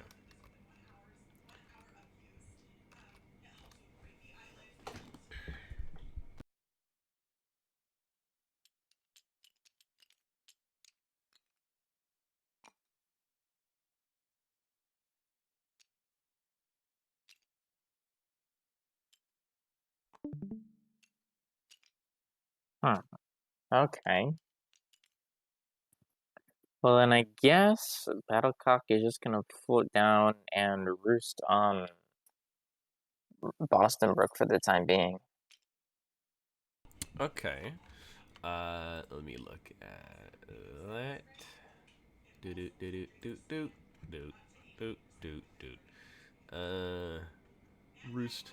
These are allies you can opt to fly to the ally and perch atop their shoulder, giving a +1 mobile power checks advantage for X specifically, allowing users to make reactions on the ally's behalf. It requires no check to determine success. Do competent to lose concentration. Okay, so he gets a +1 to his 10 willpower stat. Great. And then Battlecock can make reactions on his behalf to help him do stuff. Okay. Few combat turns. So Battlecock glides down from the dock, the level bridge, and lands on Boston Brook's shoulder as he is swimming over to this woman. That's Battlecock's turn. Up next is the Drowned Maiden and JVH. The Drowned Maiden has a higher agility. I'm 95% sure. Yes. So she goes first. So, I'm just gonna let Boston Brook die. let's see. What is she gonna do? There's a lot of people here. If you kind of didn't account for that. That's not enough space. That could be interesting. Yeah. Or she ganks Boston Brook. Let's do that. Okay, so her really, really long hair, as she's drowning, Boston Brook gets up to her, and he begins to wrap his arms around her and Miss, come on, I'm here to save you. And she's like, OMG, my savior or whatever. And then her really long hair floating in the water, tries to wrap around Boston Brook, basically. It's prehensile. It comes with, animates and it attacks him. This does a ton of damage per attack. Boston Brook can dodge one of them. So I will see if he can dodge one of them. No. Great. He takes 1d12 times 10 damage. And he might get dragon. Oh, it's 100 damage. Jesus. He is not looking good. Alright. He's got 50 health left. So Miss Hair whips him real hard across the neck. And then it wraps around his throat. And then her second attack for her first action is going to go try to also wrap around Battlecock. She's going to, the hair's going to launch it at Battlecock. Battlecock can dodge. Or try to dodge if he wants to. Alright, I'll dodge. Alright, give me that agility check. 6. 6? Alright, you do. Let me check if Battlecock has more than one reaction. No. Cool. So the second collection of hair strands shoots from the water, tries to yank Battlecock off of Boston Brook's shoulder. Battlecock kind of flutters in the air, and the hair misses. She can attack a third time with her hair, but I don't think she wants to bring anybody else in melee with her, so she's gonna deal with that. With her second action, now that Boston Brook is grappled, she's going to Drowning Kiss. User attempts to kiss the target within the user's melee range, forcing the target to make an agility check plus agility stat versus her strength plus strength. If the target wins, there is no effect, but if the user wins, and the user blasts salt water down the target's throat, dealing poison damage and lowering their endurance stat. Okay. Honestly, should I just shoot Boston Brook at this point? So the And Grand bring Maiden, and then Mr. he Anvil strength, as and our new Archmage Oh, that's not slash good. Paladin? Should I just put him out of his misery? Fosterback got a 2+ his strength. Oh, Not good enough to and- beat her. Yeah, no. Yeah, it's a 6 versus a 14. So she blasts just salt put him out of water it? down his throat. He takes 50 points of damage. Or not Well, 50, at least his wounds he are takes clean. 10 damage. Minimum. And he's at what, 50? He's at 40 health now. Like 400 for that. 40 health. As this woman, because she wraps her hair around him, and then she goes in for a kiss. And as she goes in to kiss him, her face, like the human disguise that she was wearing, falls away, and she is this horrible, undead woman. Her face is really gaunt. Her skin is like translucent. Pretty gross. And she kisses Bosterbuck, and he's like, and this like sea foam leaks out of his nose and out of the corners of his mouth as she like shoves salt water down his gullet, basically into his. You know, I lungs. really don't feel any pity for him. This is what she looks like. For those who are curious. I really don't feel any pity for Boston Brook. Wow. He did this to himself. Unfeeling maniac. Well, so that's her turn. Boston's endurance is also lowered by 2 temporarily because he's been poisoned essentially with like gross necrotic water. He has like every illness known to mankind now, all simultaneously. Nice.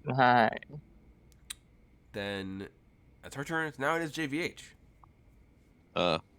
You are 50 feet away. On 50 feet horizontal, 5 feet above. You've got your rail lock out. You're behind Mr. Anvil. No, Anvil's behind me. Oh, did you guys swap Because places? before Okay, then he'll- combat, I grabbed him and dragged him behind me. Okay, so yeah, so he's and drew behind my you. rail So you're lock. just you're 50 feet away. Yes. And then you've like repositioned Anvil. Yes. Well, first things first, I'm going to take a called shot All right, at at Boston Rook.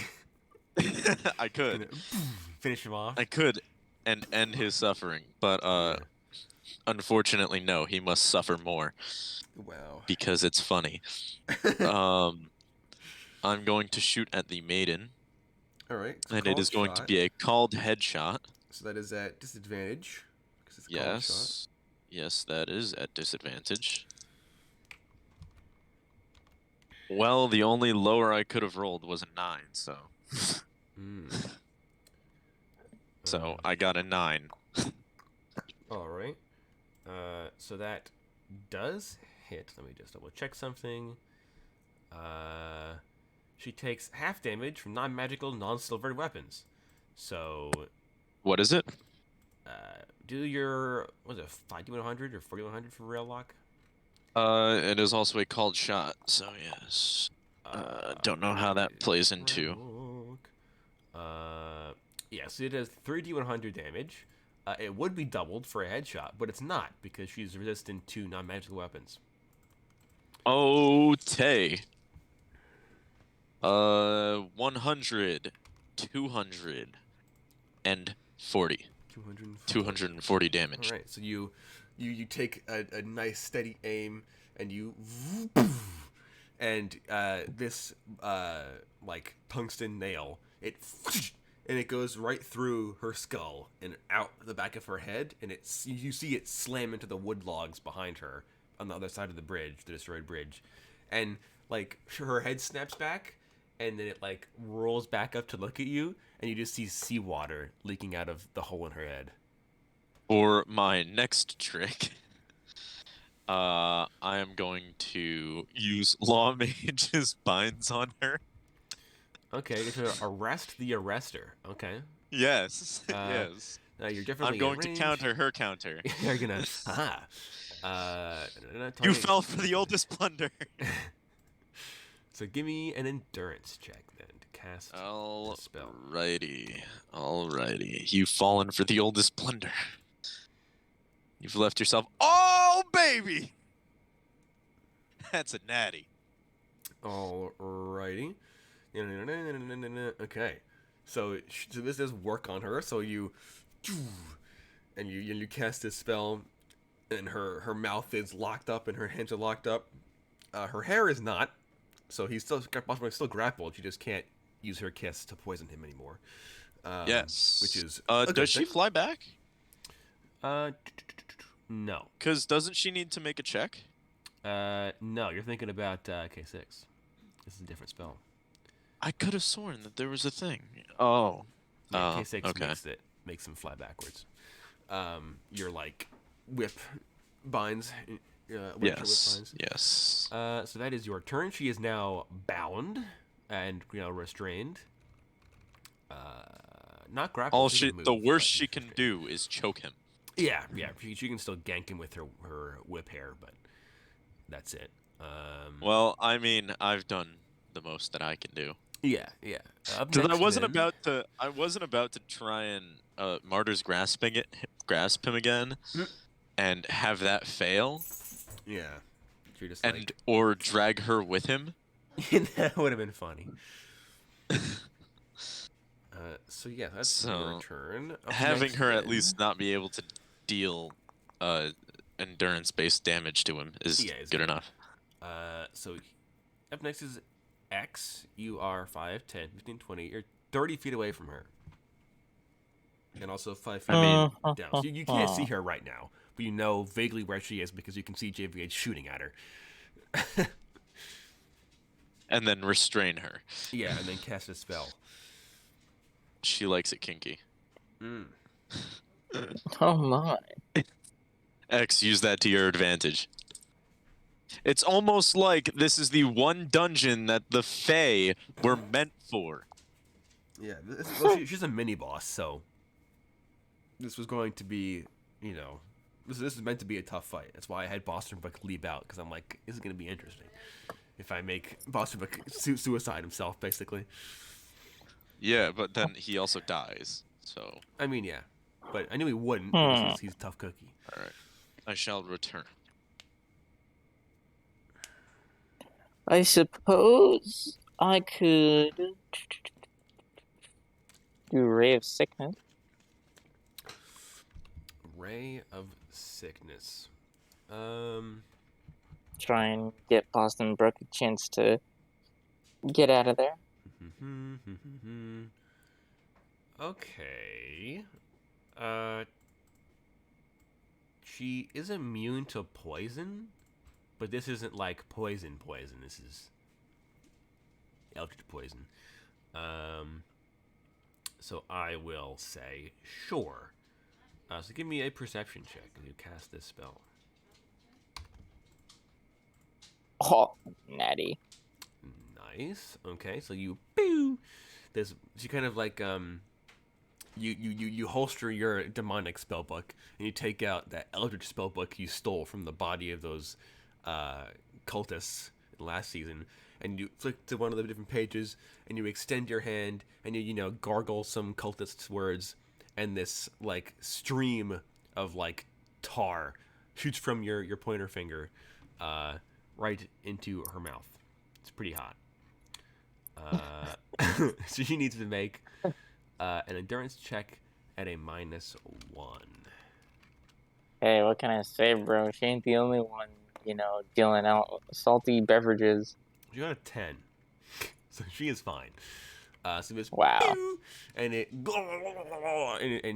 the sickness hits her, but it doesn't have any effect. And as the spell ends, and you're like, she just kind of like looks at you from through everybody else. She's like, you can't drown the drowner, buddy. I'm like, damn. I already restrained the restrainer. I mean, yeah, but you know. So yeah, so that is your first action. I mean, I guess you would have had to have spent your second one moving to get into line of sight of her. Alright, well, I guess that's my turn. Cool. So I'll say you're there because any farther back you will be easier. Okay, in that case, it's Boston Brook's turn. He's drowning. He can attempt to break free because of it's only the hair is holding him back now. I think it is.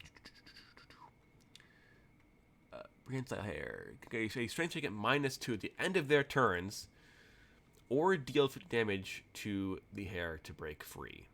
So he could try to cut the hair off, or he could try to flex his muscles, his old man muscles.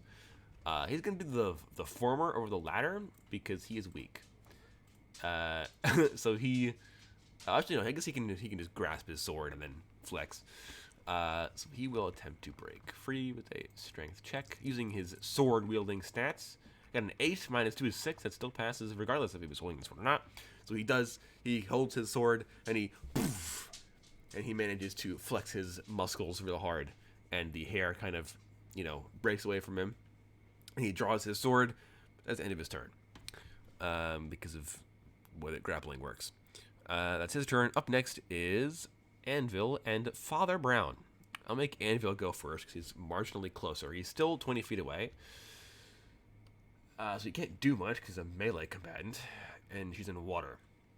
So instead, he can't sinkhole. Actually, he could help Boston Brook a little bit.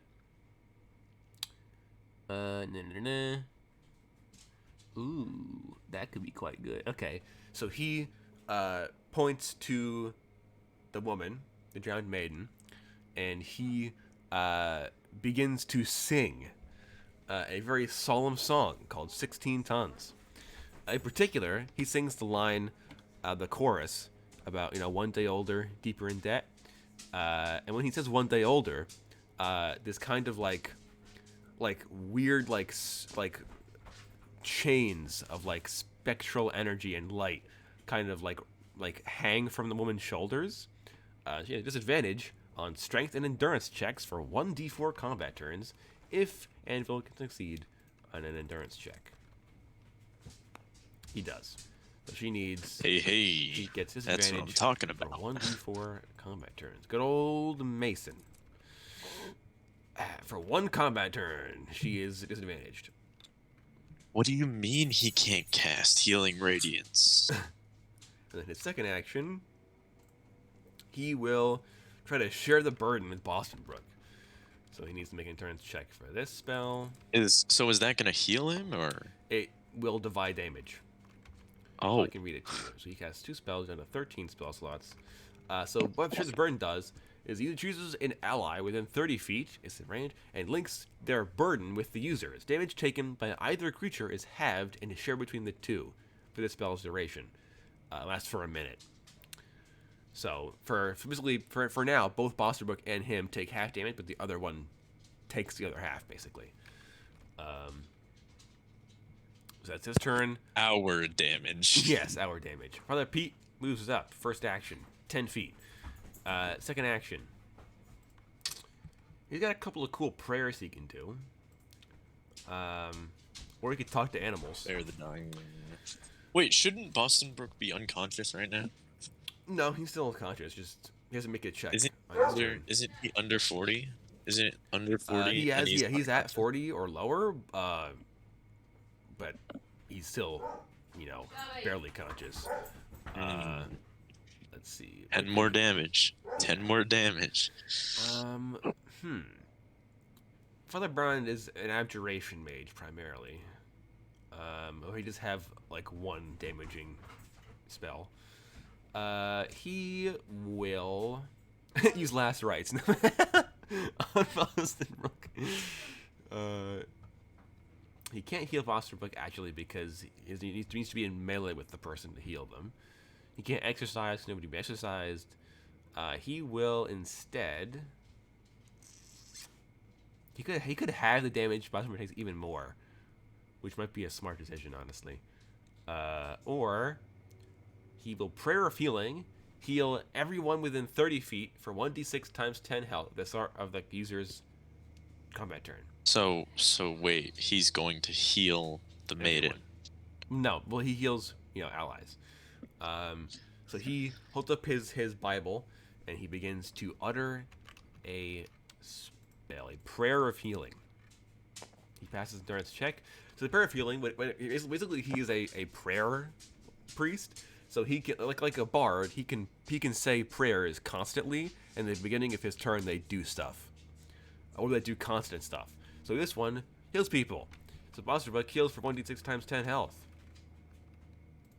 He won't be in danger of going unconscious now. He gets 30 health left. Big if true.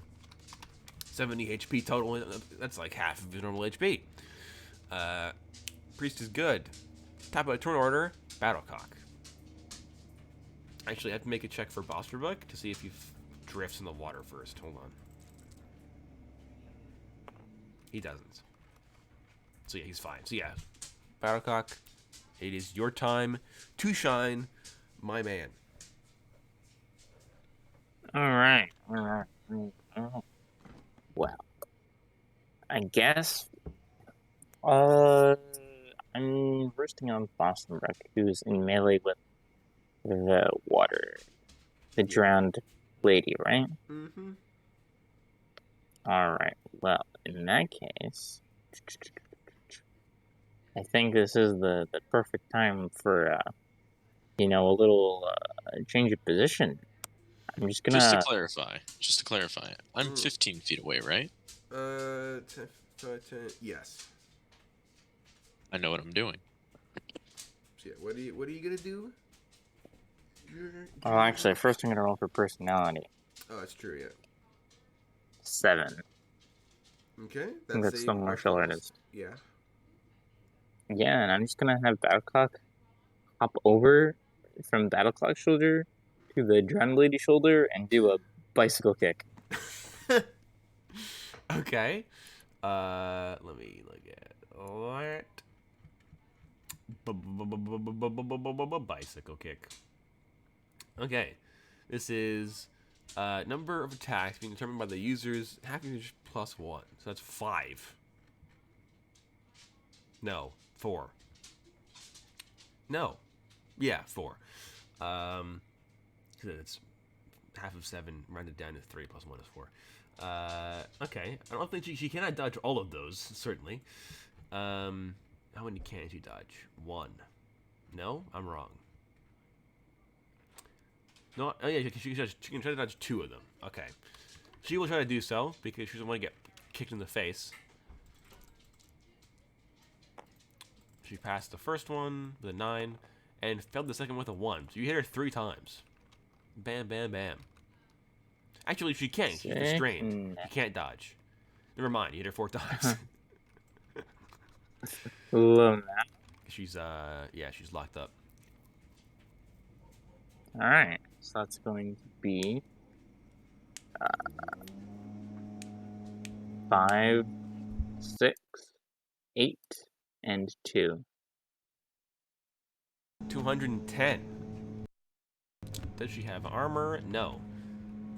So she's 210, up to 450 damage you guys have dealt to her so far. She is now bloody.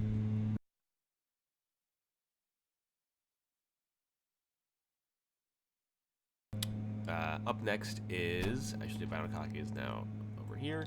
Now it is the maiden's turn. She is restrained. She does not want to be restrained anymore. Gotta be honest. So she's gonna try to break out of Lawmage Spines. At the end of her turn, so she's okay. So every turn she can use her first action to try to whip attack some people first. Who does she want to whip attack? Does she want to whip attack Bosterbrick again? I don't think so. I think she thinks that he's like dead, basically. She thinks that GVH is the biggest threat right now. Can she reach him with her prehensile hair.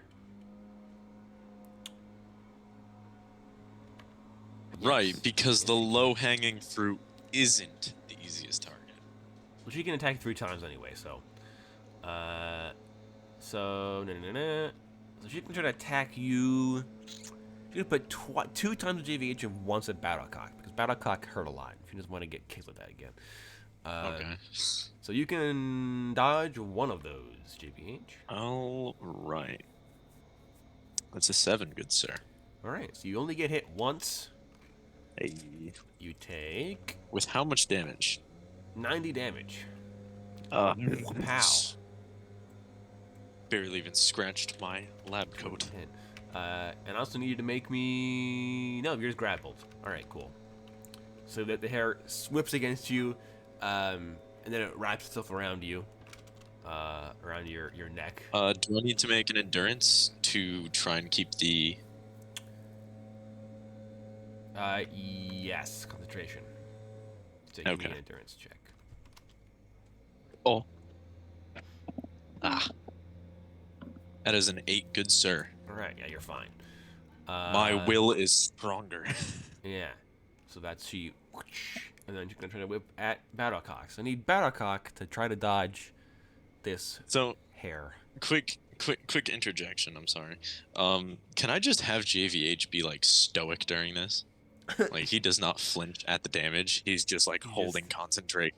Yeah. So you're just like, furrowed It brow. doesn't hurt. Your veins in your forehead are bulging. You're like, ugh. It doesn't hurt. Yeah. You're like, I don't It feel doesn't the pain. hurt. I don't feel the pain. I don't feel it. Yeah. I don't feel anything. Yeah. So Your yeah, evil Battlecock. will be quenched. Actually, this should be. Oh, your boy Battlecock. Okay.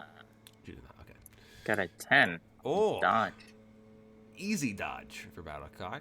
I'm clowning on this poor drowned soul. Yeah. So as a free action, she can reel grappled targets in by 10 feet. So, JVH is moved 10 feet.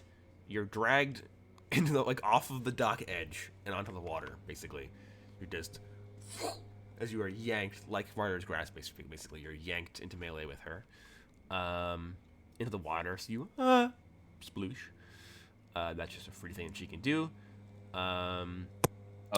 Does that require another endurance on No. my end? No, I didn't take any damage from that. No, I'm saying to keep concentration. Yeah, she didn't any damage. So no. Okay. Only if you take damage, you need to make concentration checks. Oh, sick. Or if there's an ability that makes you make a concentration check. Well, specifically. you know what? This is kind of unfortunate for her. She kind of just screwed herself. I mean, yeah, but she's trying to kill you, so she can't kiss you though 'Cause- because she's bound. So now Yeah, she I can know. make that check to try to break free with double disadvantage because of Anvil's gimmick. So you can thank Mason for when she nearly gets a negative 80 billion on this check.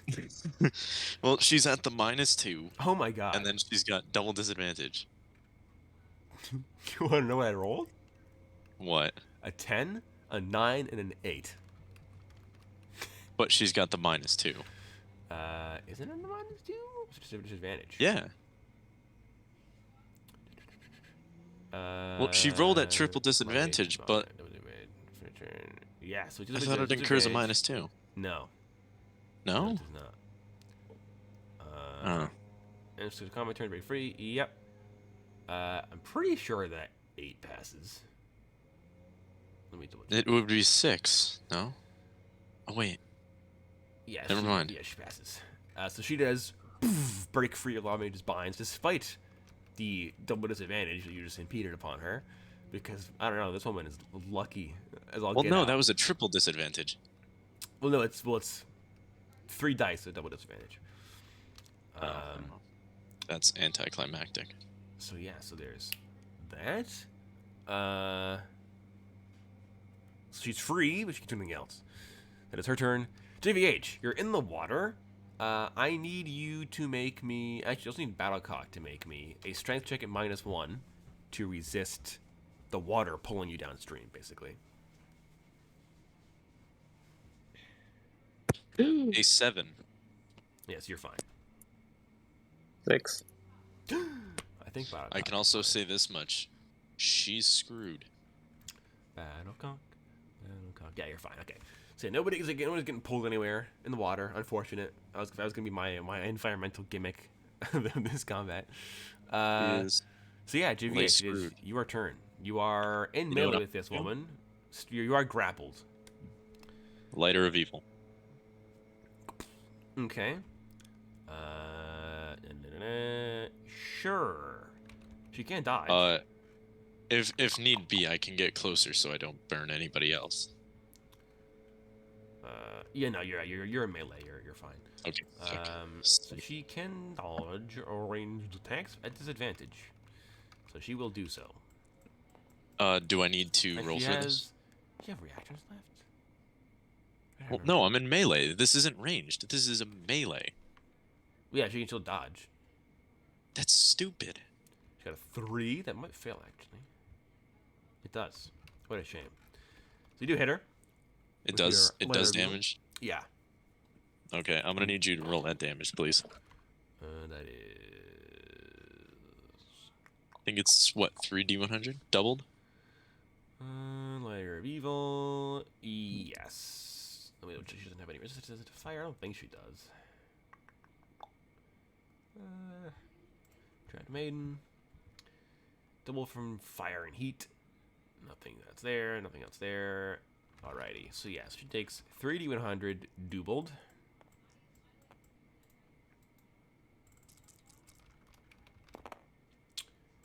That is 240 damage in total.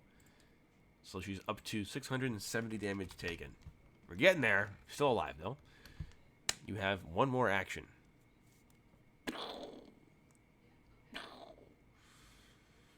So you lighter of evil her. Second verse, same as the first. Alright. She can also attempt to dodge this. Can she do it? No. Rolled even worse than the first time. So I will roll the same dice.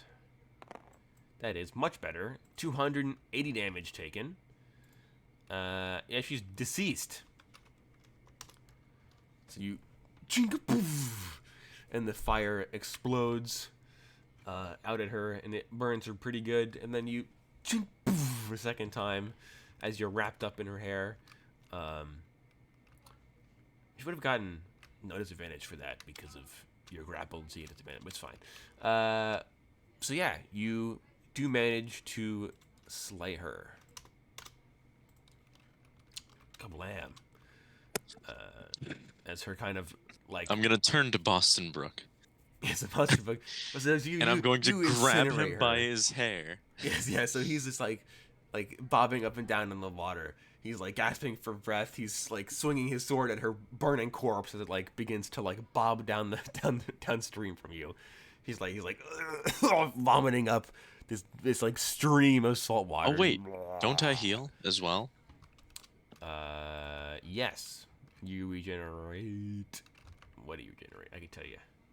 1d4 I think so. or 1d6? 1d4. 1d4. All right, roll that for me because I only have a 1d10 on me. 1d4. 30. All right, that's like 240. what 1/3 of what I took. Yeah, pretty much. You're down to 240 HP. It's a simple scratch. I think that's what you're. Yeah. I'm gonna like grip Boston Brook by the hair. Yeah, he was just vomiting. Never again. Do you hear me? Leave the chivalry at home. Yeah, he's just vomiting. And I'm gonna give one firm slap. So you slap On the him. ass? Yeah, under the water. Well, no, I like drag him up. Yeah, yeah. So you drag him above water and you slap him. When you smack him, his vomit like sprays you a little bit. He's as he's just this gush of salt water, an unnatural amount of salt water. But after like a solid 10-15 seconds of vomiting, he's like, Oh, oh God. Oh, that was almost as bad as Nicaragua. Oh, and he just and he begins to swim towards the bridge, and then Mason just like extends a tree log arm down and just like hoists Boston with one hand, easy peasy out of the water and back onto the dock. The rest of you, and also he'll help out a cock out too. And you all can clamber back onto the dock. Yeah.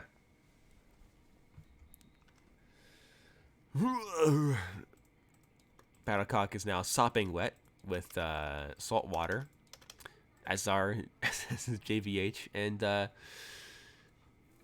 Bosterbrook. You're all soaking I'm wet. like, damn. So, how's your time at the pool party?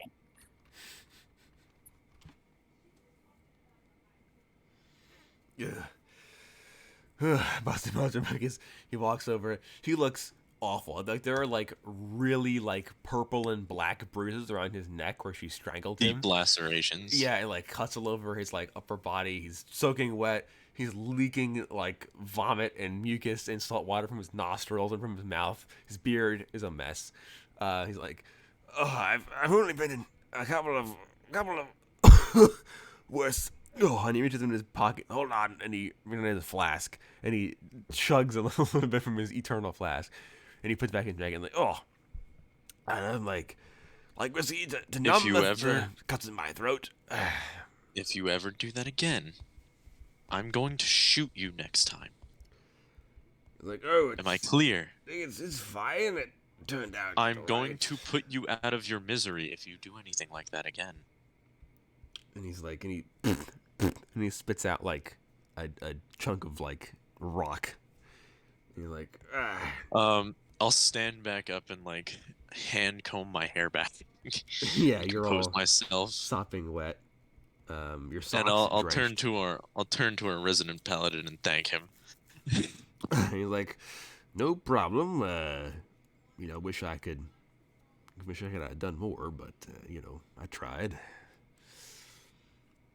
And Boston after he finishes coughing profusely, he's like, oh, right, I can do magic, and he snaps his finger, and poof, and all the water ejects itself from off of his clothes, and he is now dry. He casts precipitation, and he walks over to JVH, and he's like, here, some reward, and he snaps his fingers, and poof, the water sprays off of you, and it's to Boston Brook, and he casts his spell by tapping him on the head lightly, and the water poof, explodes off of Battlecock's feathers. He dries you all off with his magic. So that's nice of him. So yeah. How rewarding. Yeah, your payback for almost dying dry clothes, as opposed to the dry clothes you would have had you not intervened at all. So, I could have. I'm gonna turn to Boston Brook and be like, I could have just let you die. I'm like, oh, you wouldn't let me die. I would have been. I was about to shoot you. I would have been fine. I have my sword. I was about to put you out of your misery. Like, no, it's fine. Once I got my hands on my sword, all is good. Well, you were a frail old man for about 40 seconds of that, and almost dead for about 50 seconds of that. So that combat was like 15 seconds. So you're like, really? I don't think it was that long, but sure. Like, well, in any case, hello, and he just begins to walk back down the tunnel. He's like, I don't think we can go that way. Actually, he has a spell for this. I say that.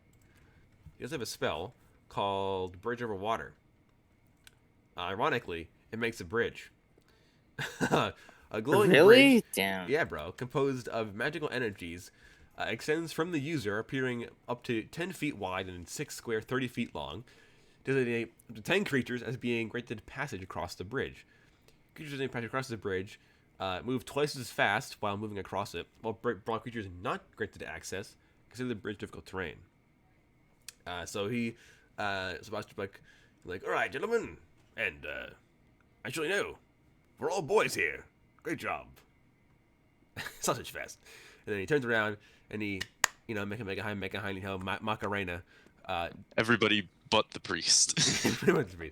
Yeah, so he Macarenas for a second, and this brilliant, sparkling, glowing bridge of light, pew, generates and mends the bridge, so you guys can walk across to the other side without having to backtrack at all.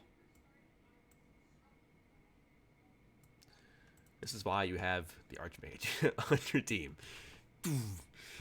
And as you all begin marching across Boston Brook's bridge, we will end it there, I think, for today.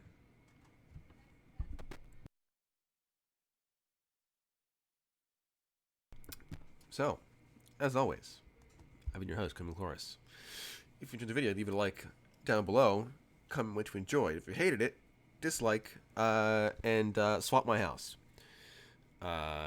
If you enjoy our content, subscribe. If you don't like it, subscribe so you can be the first person to leave a nasty comment. We will see you in the next episode. Go to Korner K2.